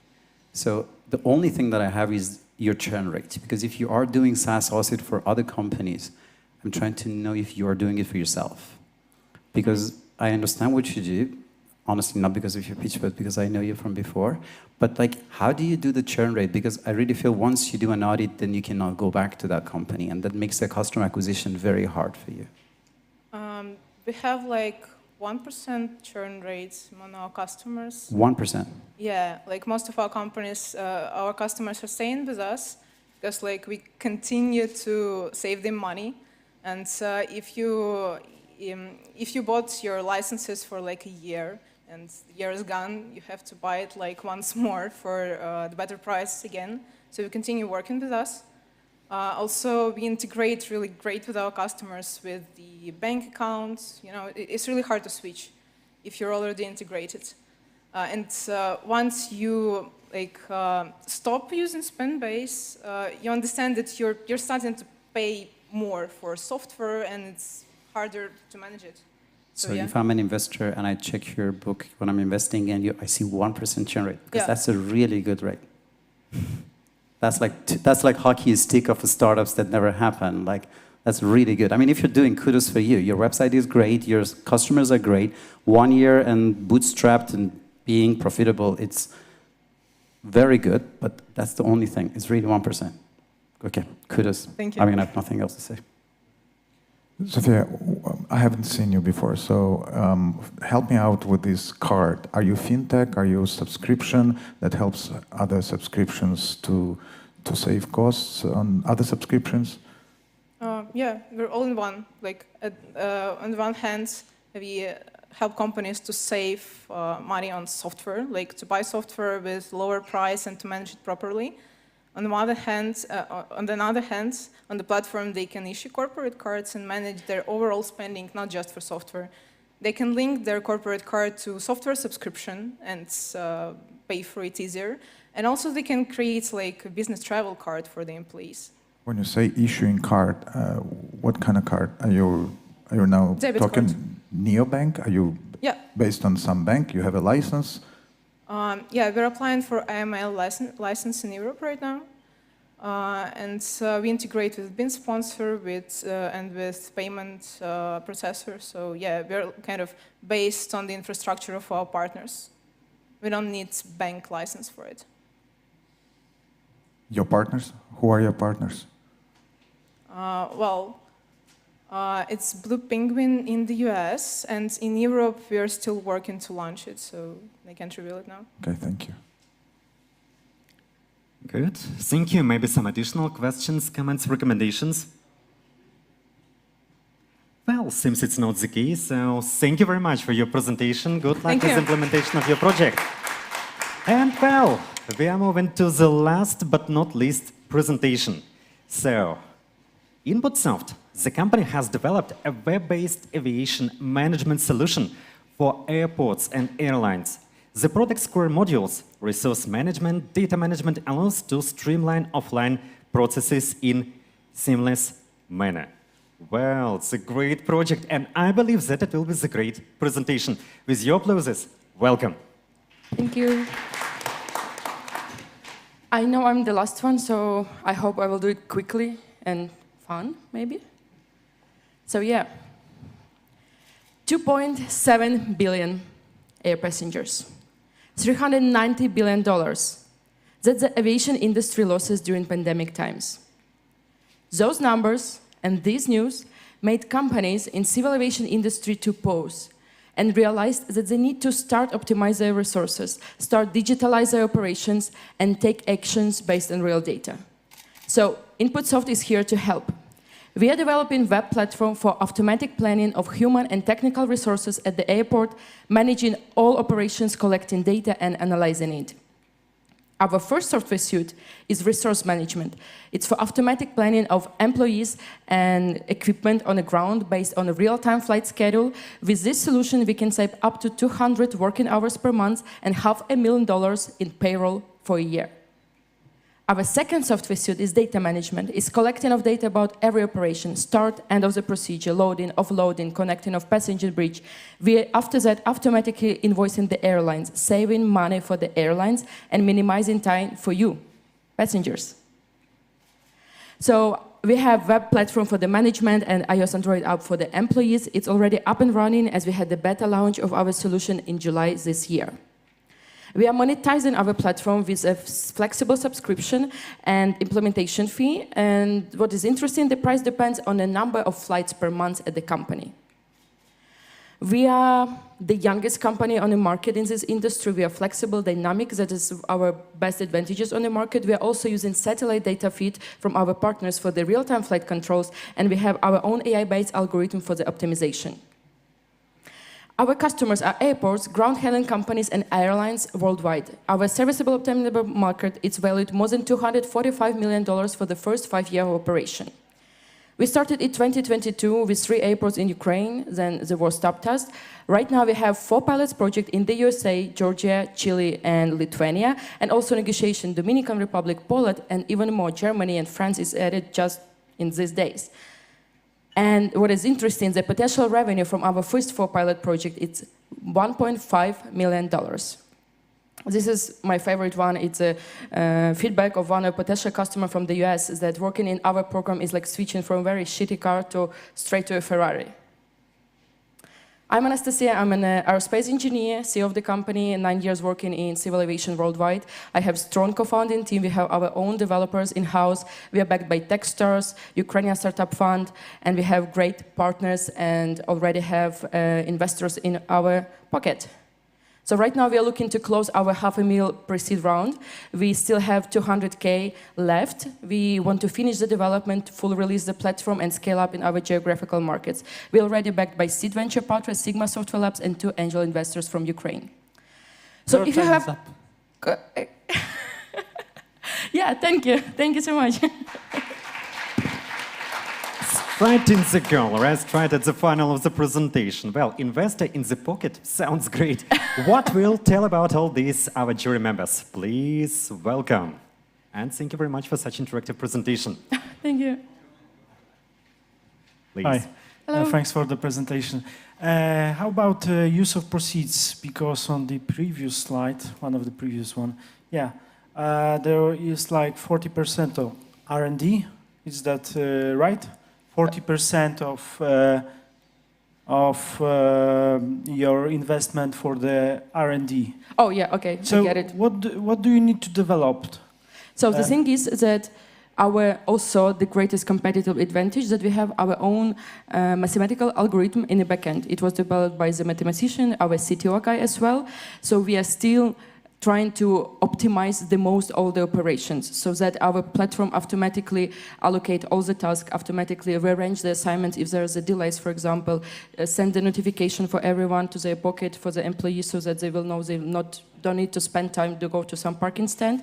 So all of this is really deep tech actually in the backend. So we have, I think, 8 people right now in the development who is working still to finish the development. Okay, thanks. Good. What's the next question? I hope there will be a little bit of honesty. Yep. Are you a spin-off of Sigma, or you are an independent startup? No, we are independent startups. They met us last year in IT Arena. We won the prize for they liked us, basically. Mm-hmm. Then we start talking, and right now they are our partners, sales partners. So they're presenting us in different markets in Canada and Middle East. They're our advisors and they're our investors. Okay. Because working with aviation is like working with dinosaurs. That's right. Thank you. Yeah. So, they don't even know why they exist, but they exist, and still they're not extincting. So they just say we stay till we can. Yep. And that's the way that I don't even care about your branding or anything, because I still feel that you might need to send fax to some of them so that they might be able to find you. It's how do you do customer acquisition? How do you work with people that do not understand technology? Somebody will beat somebody off the, a Delta airline, and then people are sitting in the line waiting. They don't even need technology. They're just kind of like a lease. They work like a supermarket, you know? So the more they can just bargain with the airlines and other, airports, then they will be more profitable. So how did you teach somebody that is not still out of fax to work with AI? So the thing is, there are already some competitors on the market. But those competitors is also dinosaurs. So they're 30 years on the market. They have just a bit better solutions than Excel. So when we are coming to them, to every customer, we are providing free demo calculation. So they're giving us the 1 month flight schedule, the information, all the parameters that they have in their company, limitations from the trade unions, limitations from the local aviation authorities, all the qualifications of the employees. And we are calculating all possible information in our platform for them and giving results in a way of the analytical data. We have our own Power BI situation. And so when they see this data and compare with those facts and those numbers that they have in their Excel sheets, they're like, yeah, okay, it's really interesting. We really need to think about that and try to work in that direction. And why USAID is not helping you? Because $200,000 is peanuts. Why USAID $200,000 for them, they don't even know if they don't have that money. They might be already invested in you and they didn't even know that. We are working on that. Yes, they don't know, really. We had a COVID, which actually was the greatest decline of the aviation industry in the world from the very beginning, but also it first from the very beginning of the aviation industry made them realize we actually need to think further strategically, to plan budgets, not just for a month, we planned it for a year and all this kind of stuff. So they just started realizing that. And thank you very much. This is an interesting pitch because this is very niche from one side and very timely in terms of the development in the dinosaur industry. But then there is one investor question. I mean, the customer base is quite limited in that respect, known and limited. Yep. What is exit from an investor perspective? Is it one of the airports or aviation company buying this technology? What's an exit? So the interesting thing is all these companies in the aviation industry realize they need to go to NI and digitalization. A lot of them started hiring innovation managers, digital transformation managers, and even more, some of them started opening their own investment wings. So for example, in the US, JetBlue, they have their own investor wing, which is investing and looking for startups. In Europe, it's Aeroporti di Roma. In Italy, they have in France already some program also for startups in Spain. So the acquisition could be either from the airports who open their own investment rings and they want to acquire those startups to work for them in the future, or some big already established aviation software companies like Amadeus, probably you heard about them, all this kind of stuff. Your time is up. Thank you. That's great. Oh my Thank God. you. Thank you very so much much. for great both presentation and Q&A session. Thanks. And well, dear participants, it is the finish of pitches, so please applauses to all of the projects, to all of the pitches. And today it is one of the most hard part of our today's competition for our judges to decide who is the best of the best, who will be the winner of our today's competition. So our jury members are now going to decision room in order to discuss, in order to evaluate all the pitches, and we move immediately to the next part of our today's session, and it is about heroic part of this Innovation Demo Day. And well, now we will see the example of the powerful project. In Ukraine, we tell Slava Ukraini, and the request is Героям Slava. Just now, please, let's try to do this, speaking about the next our speaker. So, Slava Ukraini!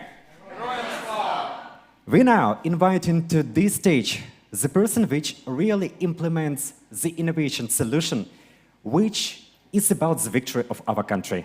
Now, we're working in difficult conditions. It is war in Ukraine, and drones can just create magic. This presentation, this solution, this startup is really about the unique solution. So please, welcome to this stage CEO of Radiobird, Eugene Naiteshik, in order to present his project. Well, with your applauses, please, Eugene, welcome. Thank you very much. Next static, if you don't mind. It's just a video, just to present to our respecting audience about what we are doing here in Poland. So exactly 1 year ago, I was standing just right here in this very spot, holding in my hands the prize of the Polish-Ukrainian Startup Bridge, the first 10,000 zloty we earned here in Poland once we moved here. It was a project of automation of very, very complicated process in cloning of plants. It's a biotech with a robotic solution, very difficult, deep tech, and so on and so forth. And actually, we did everything we claimed. We established a strategic collaboration with one of the largest manufacturers of industrial robots in the world. We started to developing for the technological readiness level. We elaborated the investment model, business model. We passed a lot of stages with early adopters and so on and so forth. We moved this project and everything goes well, but it's under NDA, so I will not talk about it today. Actually, together with this project, we had a portfolio of other startups. We had a drone project, which you could see right now, if it's possible. We call it Radiobird Defender. This is the first in its class drone that is dedicated to signal intelligence. And right now, it's already created, it's already done, it's already tested, and we are now launching the serial manufacturing here in Poland. We also developed several solutions for signal intelligence. We also created several solutions for anti-jam navigation. We also developed an inertial solution for non-GNSS navigation, a lot of more. During only 12 months of our operations here in Poland, we created at least 15 million euro of capital, if you are talking about money.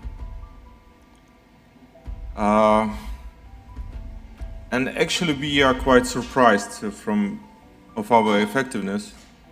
We are quite surprised in several ways, because we were pushed to relocate, we were pushed to change our life, we were pushed to change our network, to change our lifestyle, to change everything, to change our life, to establish first one laboratory here, then manufacturing site, R&D workshop, and a lot of more. And probably right now, when we have quite difficult times for our country, for our people, when we have the highest possible grade of motivation to achieve the victory in every single field that we can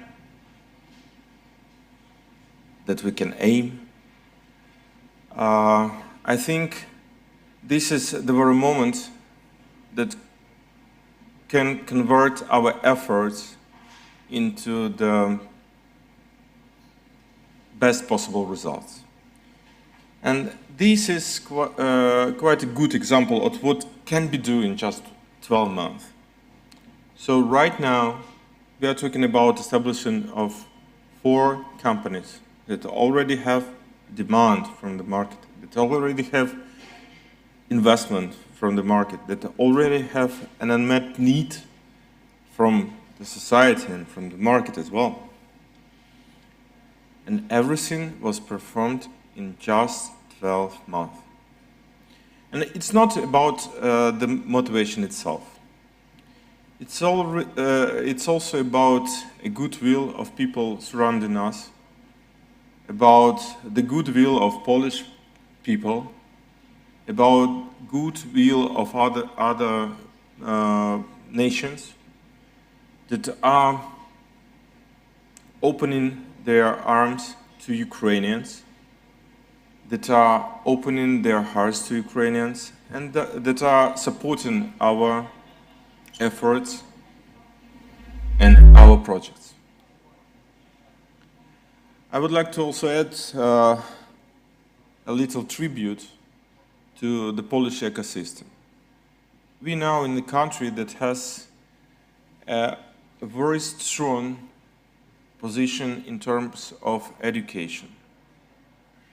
Polish education is higher than average in the European Union. If you see the latest PISA ranking, it's an international system of assessing the quality of education. Poland is in the highest part, just maybe 10% less than Germany has, France has.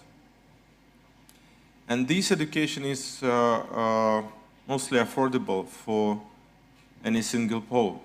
That's why we see a large population of different engineers, of different specialists in aerospace, in biotech, in artificial intelligence. And that's why we created several very difficult collaborations here in Ukraine, in Poland, with Polish companies. That's why we can assume that we managed to create a Polish-Ukrainian business from the scratch, from the very beginning. Right now we have Polish-Ukrainian teams in airspace, where we work with the local Institute of Aviation, with local firms like FlyFocus, like ARS Aviation, with the local companies in mechatronics. For instance, maybe you heard that Poland has a lot of different R&D hubs here, working for largest industrial companies like Mitsubishi, Boeing, and so on. And these engineers can leverage your projects. Because last time, during the last 2 decades, we observed degradation of Ukrainian educational system, unfortunately. And the Polish specialists can help you in a very different way. The second thing I would like to tell is the change when you come to European Union. Actually, this is the experience you obtain right now. It's the experience for the whole Ukrainian nation, because we are moving towards the European Union. And now you can see how it works. Now you can see the institutional support, institutional funding. You can see the work of different organizations like accelerators, like incubators. We have an office facility in the Polish-Ukrainian Startup Bridge, which is being financed by the local ministry, and so on and so forth. The things that are absolutely unavailable in Ukraine, because in Ukraine we didn't have strong institutions, we didn't have very well developed civic society, we didn't have very well developed public-private partnership, and so on and so forth. Here it's not just a sound, it's a working machinery that is available for you every single day. And obviously the projects that are being created amidst the international collaboration from the very beginning, from the scratch, are more interested amidst the venture capitalists, amidst different institutions, industrial companies, and so on. For instance, we are invited to the United States, where one of our company, at.a, is chosen one of 30 companies during the history of the Air Force, United States Air Force. It was chosen for US Air Force Labs support. And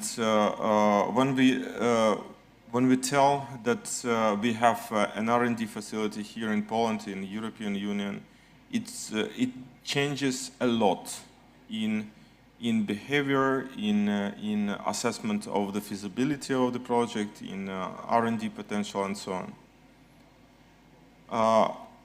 I've got no complexes, but if we are creating an international business from the very beginning, from the creation of international team, from the very beginning of the project, it changed a lot in your mentality, in your strategy, in your managerial experience, in your investment strategy, and in every single element of the startup. Thus, my recommendation is to go internationally. It's very important. And it's very important to use the resources we have here in the European Union, here in Poland. So, for now it's all. Thank you for listening. I think a lot of projects we heard today have a very good potential, but if you take my recommendations seriously, you will benefit. That's it. Thank you very much. Well, thank you. And maybe some questions from our audience as well. Thank you very much for your work, for all you are doing. It's very interesting. And well, maybe some of the participants of our startups have some questions. Please do not hesitate to take this chance to take advice from the great project, from the great CEO. And please welcome, just raise your hand and well, this stage is yours. Please do not hesitate to give comments, to give questions. And my question to you is as follows. Well, now we see startup projects, their leaders which are open to develop, to go ahead. And well, I believe that you have taken lots of milestones on your way to implementation of your project. What 3 advices would you give to our young participants? What 3 things to do always? And what 3 things to do never? Speaking about the professional development, speaking about the implementation of the project, what are these 3 things not to do and to do always? Mm-hmm. Thank you for this question. If we are talking about really difficult projects, like scientific-wise difficult projects, like technological projects, you will always collaborate with different actors. Scientists, laboratories, different IP holders, technology transfers, transfer hubs, and so on. And what I observed working with Ukrainian startups, they have, most of them, they have a sign of tough Soviet heritage. They are very close. They don't want to share their knowledge. They don't want to share their results. They think that everybody will steal their secrets. They are pushing to sign a lot of NDAs. They're not sharing a lot of needed information in order to benefit from other parties. And actually, it doesn't work well for startups. From my experience,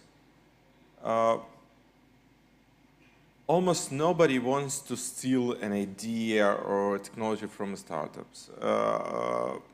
In contrary, you will always find some new opportunities, some new ways of collaboration, some new possible clients or even partners if you share your knowledge and share your experience and share your results and share your thoughts and share your plans.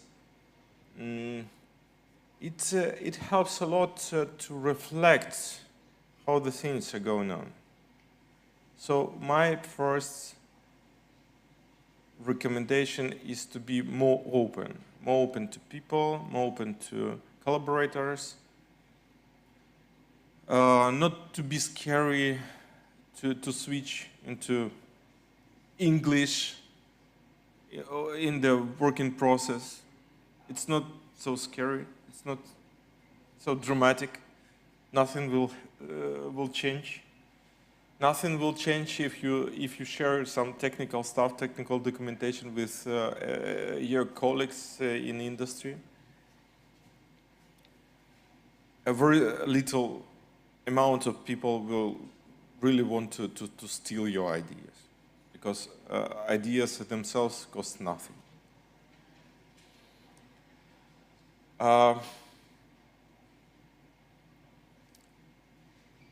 My second recommendation would be, like I already said, is to try to build an international team.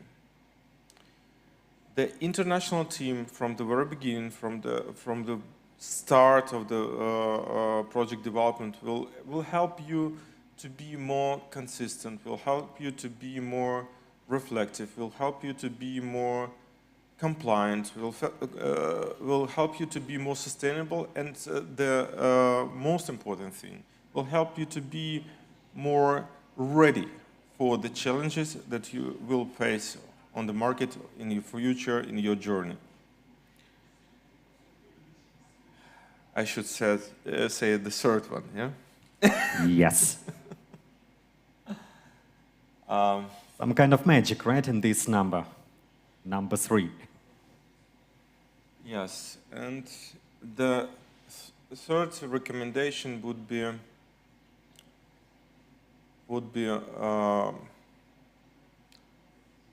to create opportunities, to create constantly to create different opportunities, because you never know what will work. If you think that the closest possible opportunity is the best for you, it's not the case for startup. You need to have a lot of different options, a lot of different alternatives, and maybe all of them will work, but in different ways. Maybe a lot of people who you're communicating with will provide you with some benefits, like knowledge, like technologies, like different approaches, like networking. We made 5 technology transfers during this year. 5 technology transfers. And it's not about something very simple. It's about very difficult microelectronics. It's about very difficult software. It's about very difficult math. It's about very difficult machine learning platforms. 5 during 1 year. We didn't expect we could do it. Never. We didn't plan it. But we were working, we were communicating, we were in touch with the people in industry. And we were asking for help, we were asking for collaboration, we were asking for money, we were asking for any possible help in terms of our project. And it worked. You should ask. You should at least ask. That's it. Well, great. Thank you very much for these valuable advices, 3 of them. And well, I see the questions from the audience. So please, let's take just a second. I will come to you in order all of our participants, both online and offline, will be able to listen to your question. Please.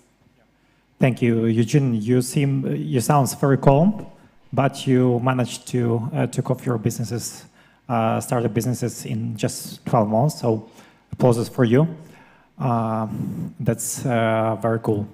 I have a question about your challenges you might encounter throughout this last year, because you said that you also managed to create relations with such renowned institutions like Łukasiewicz, right?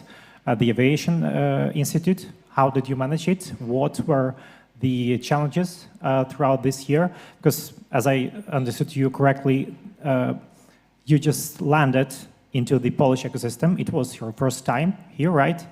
And I suppose it was not that easy. Maybe you can share those obstacles, challenges you might have. Thanks. Thank you, please. Well, I'm so calm because I had 5 days of vacation with my lovely wife. So work-life balance matters. Yes, we built our relations with Łukasiewicz Institute of Aviation from the very beginning. We presented our concept of the SIGINT drone, and they were quite skeptical. From, like, you know, when you are working on different aerospace technologies during more than 100 years, and here you have somebody who never built anything in this field, in this industry, but want to build the first-in-class product from the scratch, and has a very strange, very quite weird understanding of timing. They had reasons to be skeptical. But when we presented our results from the first experiment, TRL-3 experiment, and when we presented the TRL-4 prototype, they weren't so skeptical already. And we began to work together in several scientific areas, and we even apply for a common grant application for academic purpose together, because we were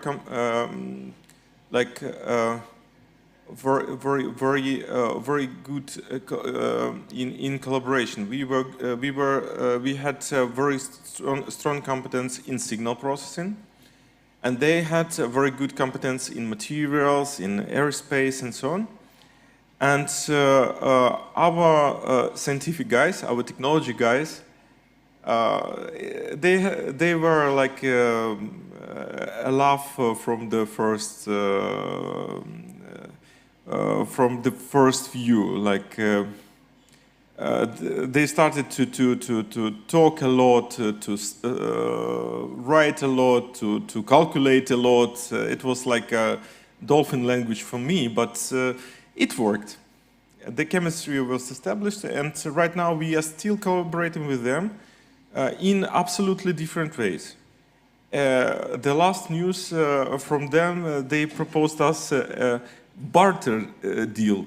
They will provide us with their materials, and we will provide them with our metrics, with our methodological services. So even it works even in this way with huge state-owned organization, institution, academic institution. So everything started to work on the personal level. And we started to communicate, and right now we have even very good relations even outside the work. Well, good, thank you.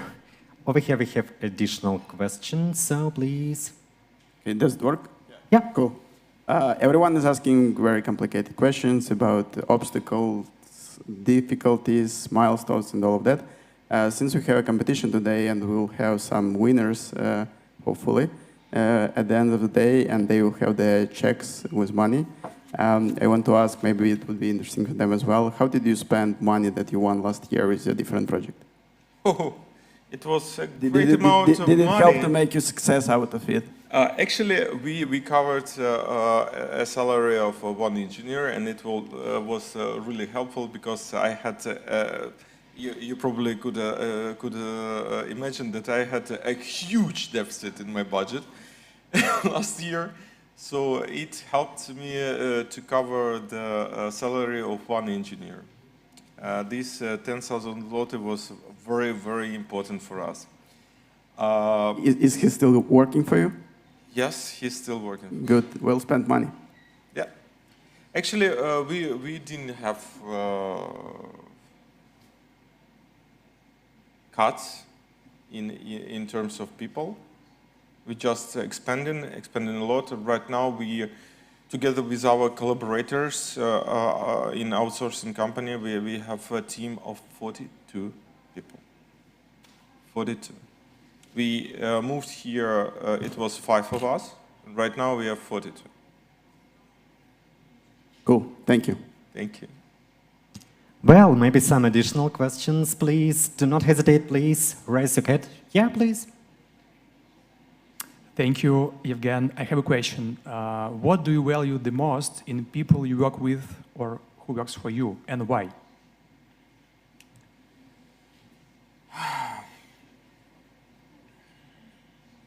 Evgen understood that it would be hard, but so hard at the last moment. It's difficult to say when you have your colleagues in the audience, you know. But you know, I never bought loyalty, never. I'm working with different people, but they are really competent and they are really result-oriented. This is I probably value the most. But it's already about the possibility to work in the team, in one team. We have different people with different habits, with different communication skills, with different preferences, but we pay respect to each other and we try to adjust. Talking about the most valuable thing, I would say that the competence and result orientation is the most. Probably Lukasz will talk more about soft skills, but it's not our case. We can work even in the most harsh environment. Good, thank you. We have the time to take several questions from the audience, so please, if some, please do not hesitate, please do not lose this possibility for communication. It was a great project and experience, definitely all this about milestones, definitely all this about possibilities which are open. Well, I see that a question has appeared, great, coming to you. So please. Zhenya, maybe you tell to startups how program Polish-Ukrainian Startup Bridge helped particularly to develop your projects. I think it will be useful. Okay. I don't think that I have a power to talk about everything, but as a contracted mentor of this program, I can tell that we provide different consultations and different free of charge services for Ukrainian startups that are moving to Poland, to Europe, in terms of everything, like business strategy, investment strategy, manufacturing, logistics, regulations, marketing, HR. I'm moving. Go and just stop me, Lucas. Just stop me when I have to. Definitely, it is about possibilities which Polish-Ukrainian Startup Bridge has opened to the project of Yevgen.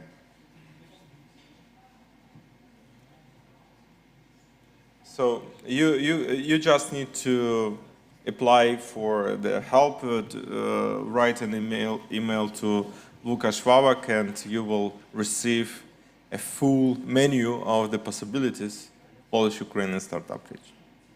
Well, great, thank you. And maybe several sentences summarizing all you have presented. Well, maybe some, I don't know, just to tell our participants some final motivation words. Yeah. Actually, I would love to see all the startups that go into Polish-Ukrainian Startup Bridge, like really Polish-Ukrainian, not like Ukrainian, but like an international collaboration. So this is the main idea I would like to share with you. Thank you very much. Good. Thanks a lot, Yevgen. Thank you very much for the great presentation and for this great Q&A session. So, dear participants, I believe that we are ready for the final moment for which you have waited for quite a long time, because, well, when you are feeling that, well, maybe I'm the winner, maybe it is my moment of glory, definitely these 30 minutes, they are as a year, because you are worried about who is the winner of the competition and how it will be. Our judges has taken the decision and we will announce it in several minutes.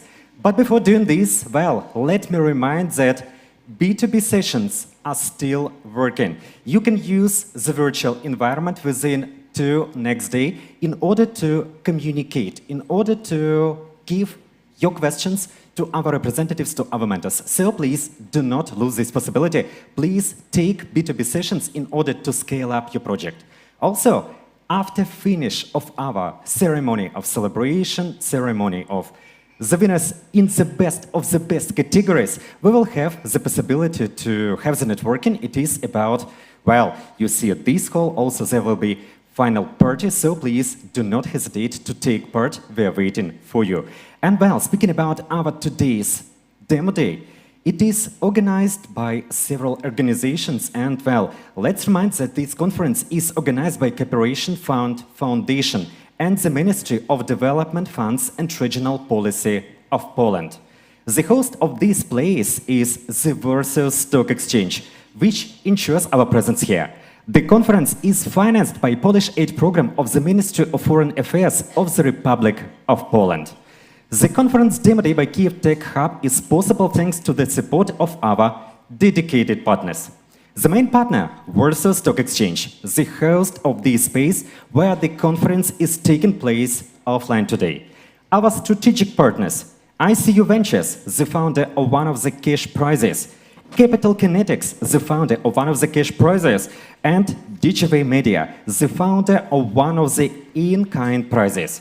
Our technologic partner, Event Wallet, provider of an innovation solution thanks to which startups and investors can arrange B2B tables.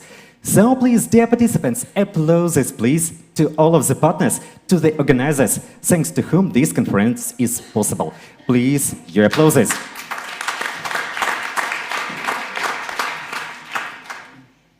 And well, speaking about how it looks like, well, my hand is the volume of your applauses. So please, just now, it is over here. Please, just smart, just some silent applauses. Please give these applauses. Please, just. And well, applauses can grow ahead. And they can be huge. And well, let's simulate our today's day. First of all, just before the presentation, our emotions was, well, give me please silent applauses. We seen that well, some presentations, please give slight applauses, very silent. We have seen that well, the atmosphere is just starting to grow ahead, but after each of the pitches, we have understood that it is about the real competition. Please, your applauses. And now we feel that it is your moment of glory. And well, now is the announcement of the winner of this competition. Well, let's see. So, our first category, in-kind Grand Prix place. And well, who will receive the prize of 20,000 Polish zloty for marketing and product development services? And we invite Maxim Chebrov, CEO of DGV Media, to announce who is the winner in this category. And well, maybe first of all, a few words, just not announcing who it is, and well, about your impressions, how it was, and maybe some general recommendations for all of the participants. Please do not show. You have shown this. Okej, thank you. Będę mówił po polsku, bo trzeba się wyróżnić, tak, prawda? Mam na imię Maksym Habrow, albo Ciebrow, jak правильно. Jestem CEO DGV Media. Robimy różne ciekawe rzeczy, na przykład wspieramy startupy oraz biznesy z różnych branż pod względem technicznym oraz marketingowym. Więc postanowiłem, że musimy wspierać dzisiaj jeden startup, który widzieliście dzisiaj na scenie. I już mogę powiedzieć? Can I? Yes? Okej. I 20 000 na nasze usługi dzisiaj leci do AR Platform. So please come to our stage, to your prize.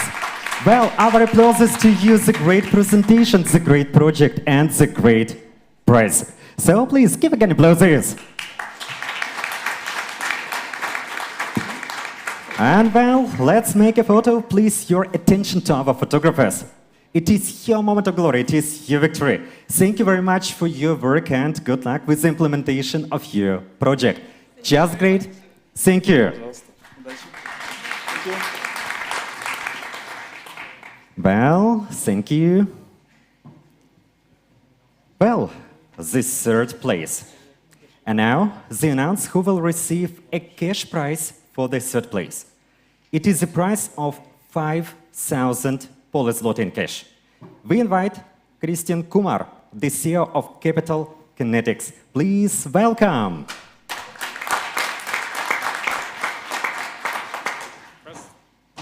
Thank you. Carefully. Carefully. This is the last time you'll hear from me today.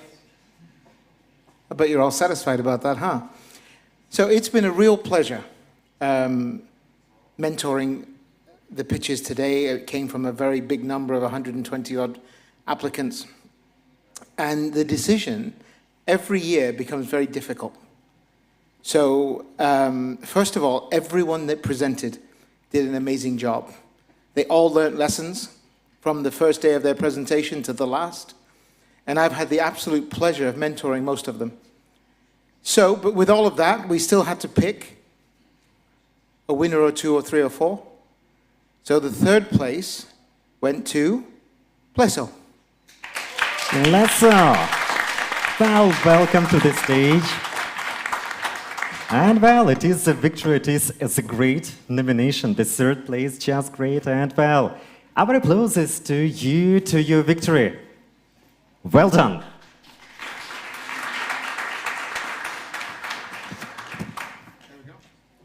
Well, thank you very much. Thank you very much for your work and good luck with the implementation of your project. We're moving further on. The second place. The second place and the cash prize of 10,000 Polish zloty. We invite Roman Nikitov, the head of ICU Ventures. Please welcome. And your applauses, please.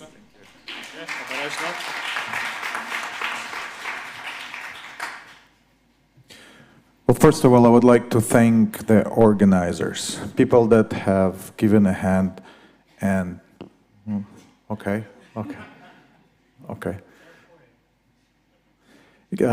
People that have done great job organizing this event, people that have worked throughout the year. I would like to applaud to Polish-Ukrainian Startup team, first of all. To all the sponsors and all the people that have been participating, including you, Christopher. Yeah. So it's a pleasure to announce today that the second company that we would like to congratulate as a winner is InputSoft. Well, great. Our invitations, please come to our stage and, well, please welcome. It is your victory. Thank you very much for your work. Thank you very much for the great project. And, well, your moment of glory and your prize over here. Please pay attention to our photographers. And, well, just great. Our congratulations. And, well, the final moment, the first place of this competition.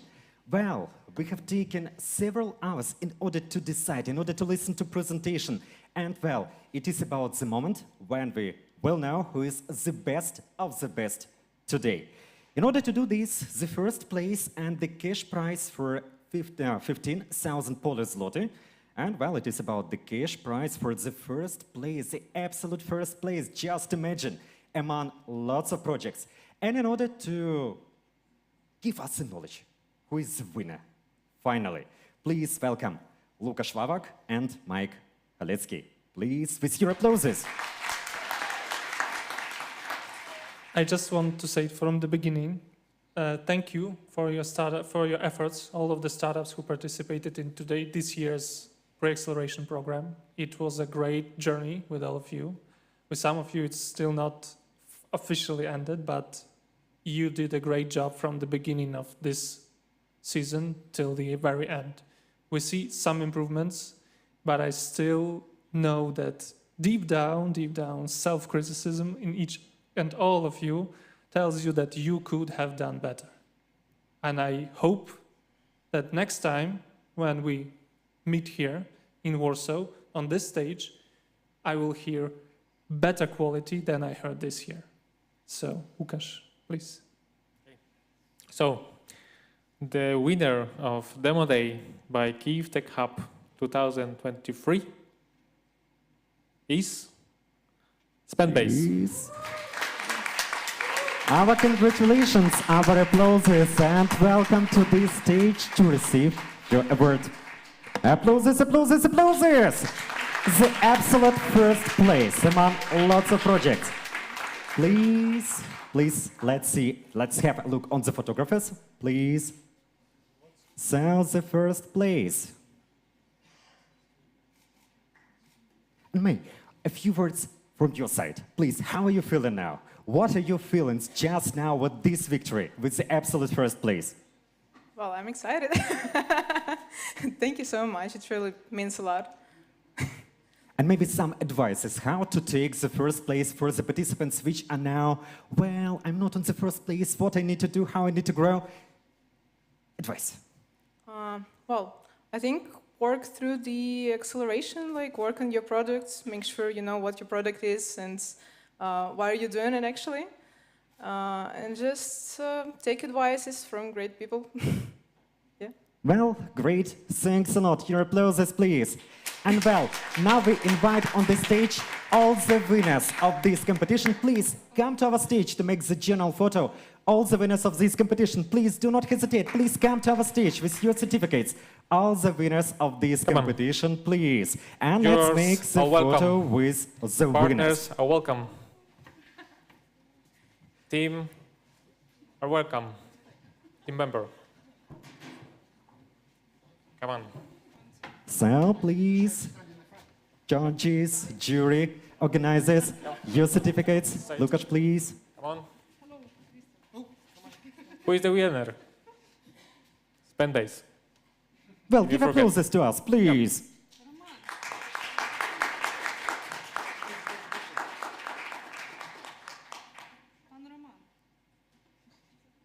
Where is Max? And well, the final picture. But well, definitely everyone is a winner today. So please, all participants, come to our stage. Please, all of the participants, please, judges, organizers, jury, participants, all who are here in this hall, please welcome. Please, do not be so slow, please. As quick as possible. Let's make a general photo of our today's event. So please, all the participants, nevertheless, you have pitched, you haven't, please come to this stage, all of you. Please take our general picture. Maxim Hebrov, DigiWay. Well, participants who are still sitting, please do not hesitate. Please come to us in order to be on the final picture of this really great event. Well, dear participants who are not still with us, the last chance to take to our picture. Please, come on, please come to the stage. Do not hesitate. Please, please, please, to us, all the participants, all who are just on the coffee break, all the participants which are sitting. Nevertheless, forward. You have pitched, you haven't pitched, you are just seeing. Please come to us, choose a general picture of our today's presentation. So, please, please, well, let's take it. So, Max, come on, Max. Dima Dimonov Dimchenko. So please, who is not still with us, please, the last moment, the last chance. So, let's take a photographer. Well, raise your hands, we don't know where to just now to see the focus. Who is the photographer? Sasha, come on. Here. So please, 3, 2, 1.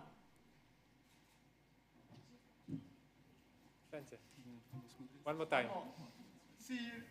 So 3 emotions, please. 3, 2, 1, 0. And now the final picture, but with some emotion. I don't know, this one. Just give your likes, give your real emotions. So please imagine that, well, you need to do something specific. So please select. Maybe it is the heart, maybe it is like. So which one you would like to change? So please, now we're waiting and well, your emotions. 3, 2, 1.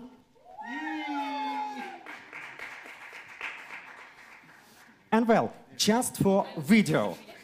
Just for video. Let's now give just one phrase. Ukrainian Demo Day. So, 3, 2, 1, 0. Demo Day. It was so simple. It was a repetition. And well, 3, 2, 1, 0. Ukrainian Demo Day. Great. Thanks a lot. Thank you very much for this evening. Thank you very much for this demo day. Thank you very much for your work and good luck with the implementation of your project. And now it is about the networking time, so please have chance to communicate with each one. Well, good luck to you, good luck to the implementation of your projects, and see you further on. Good luck. Finished.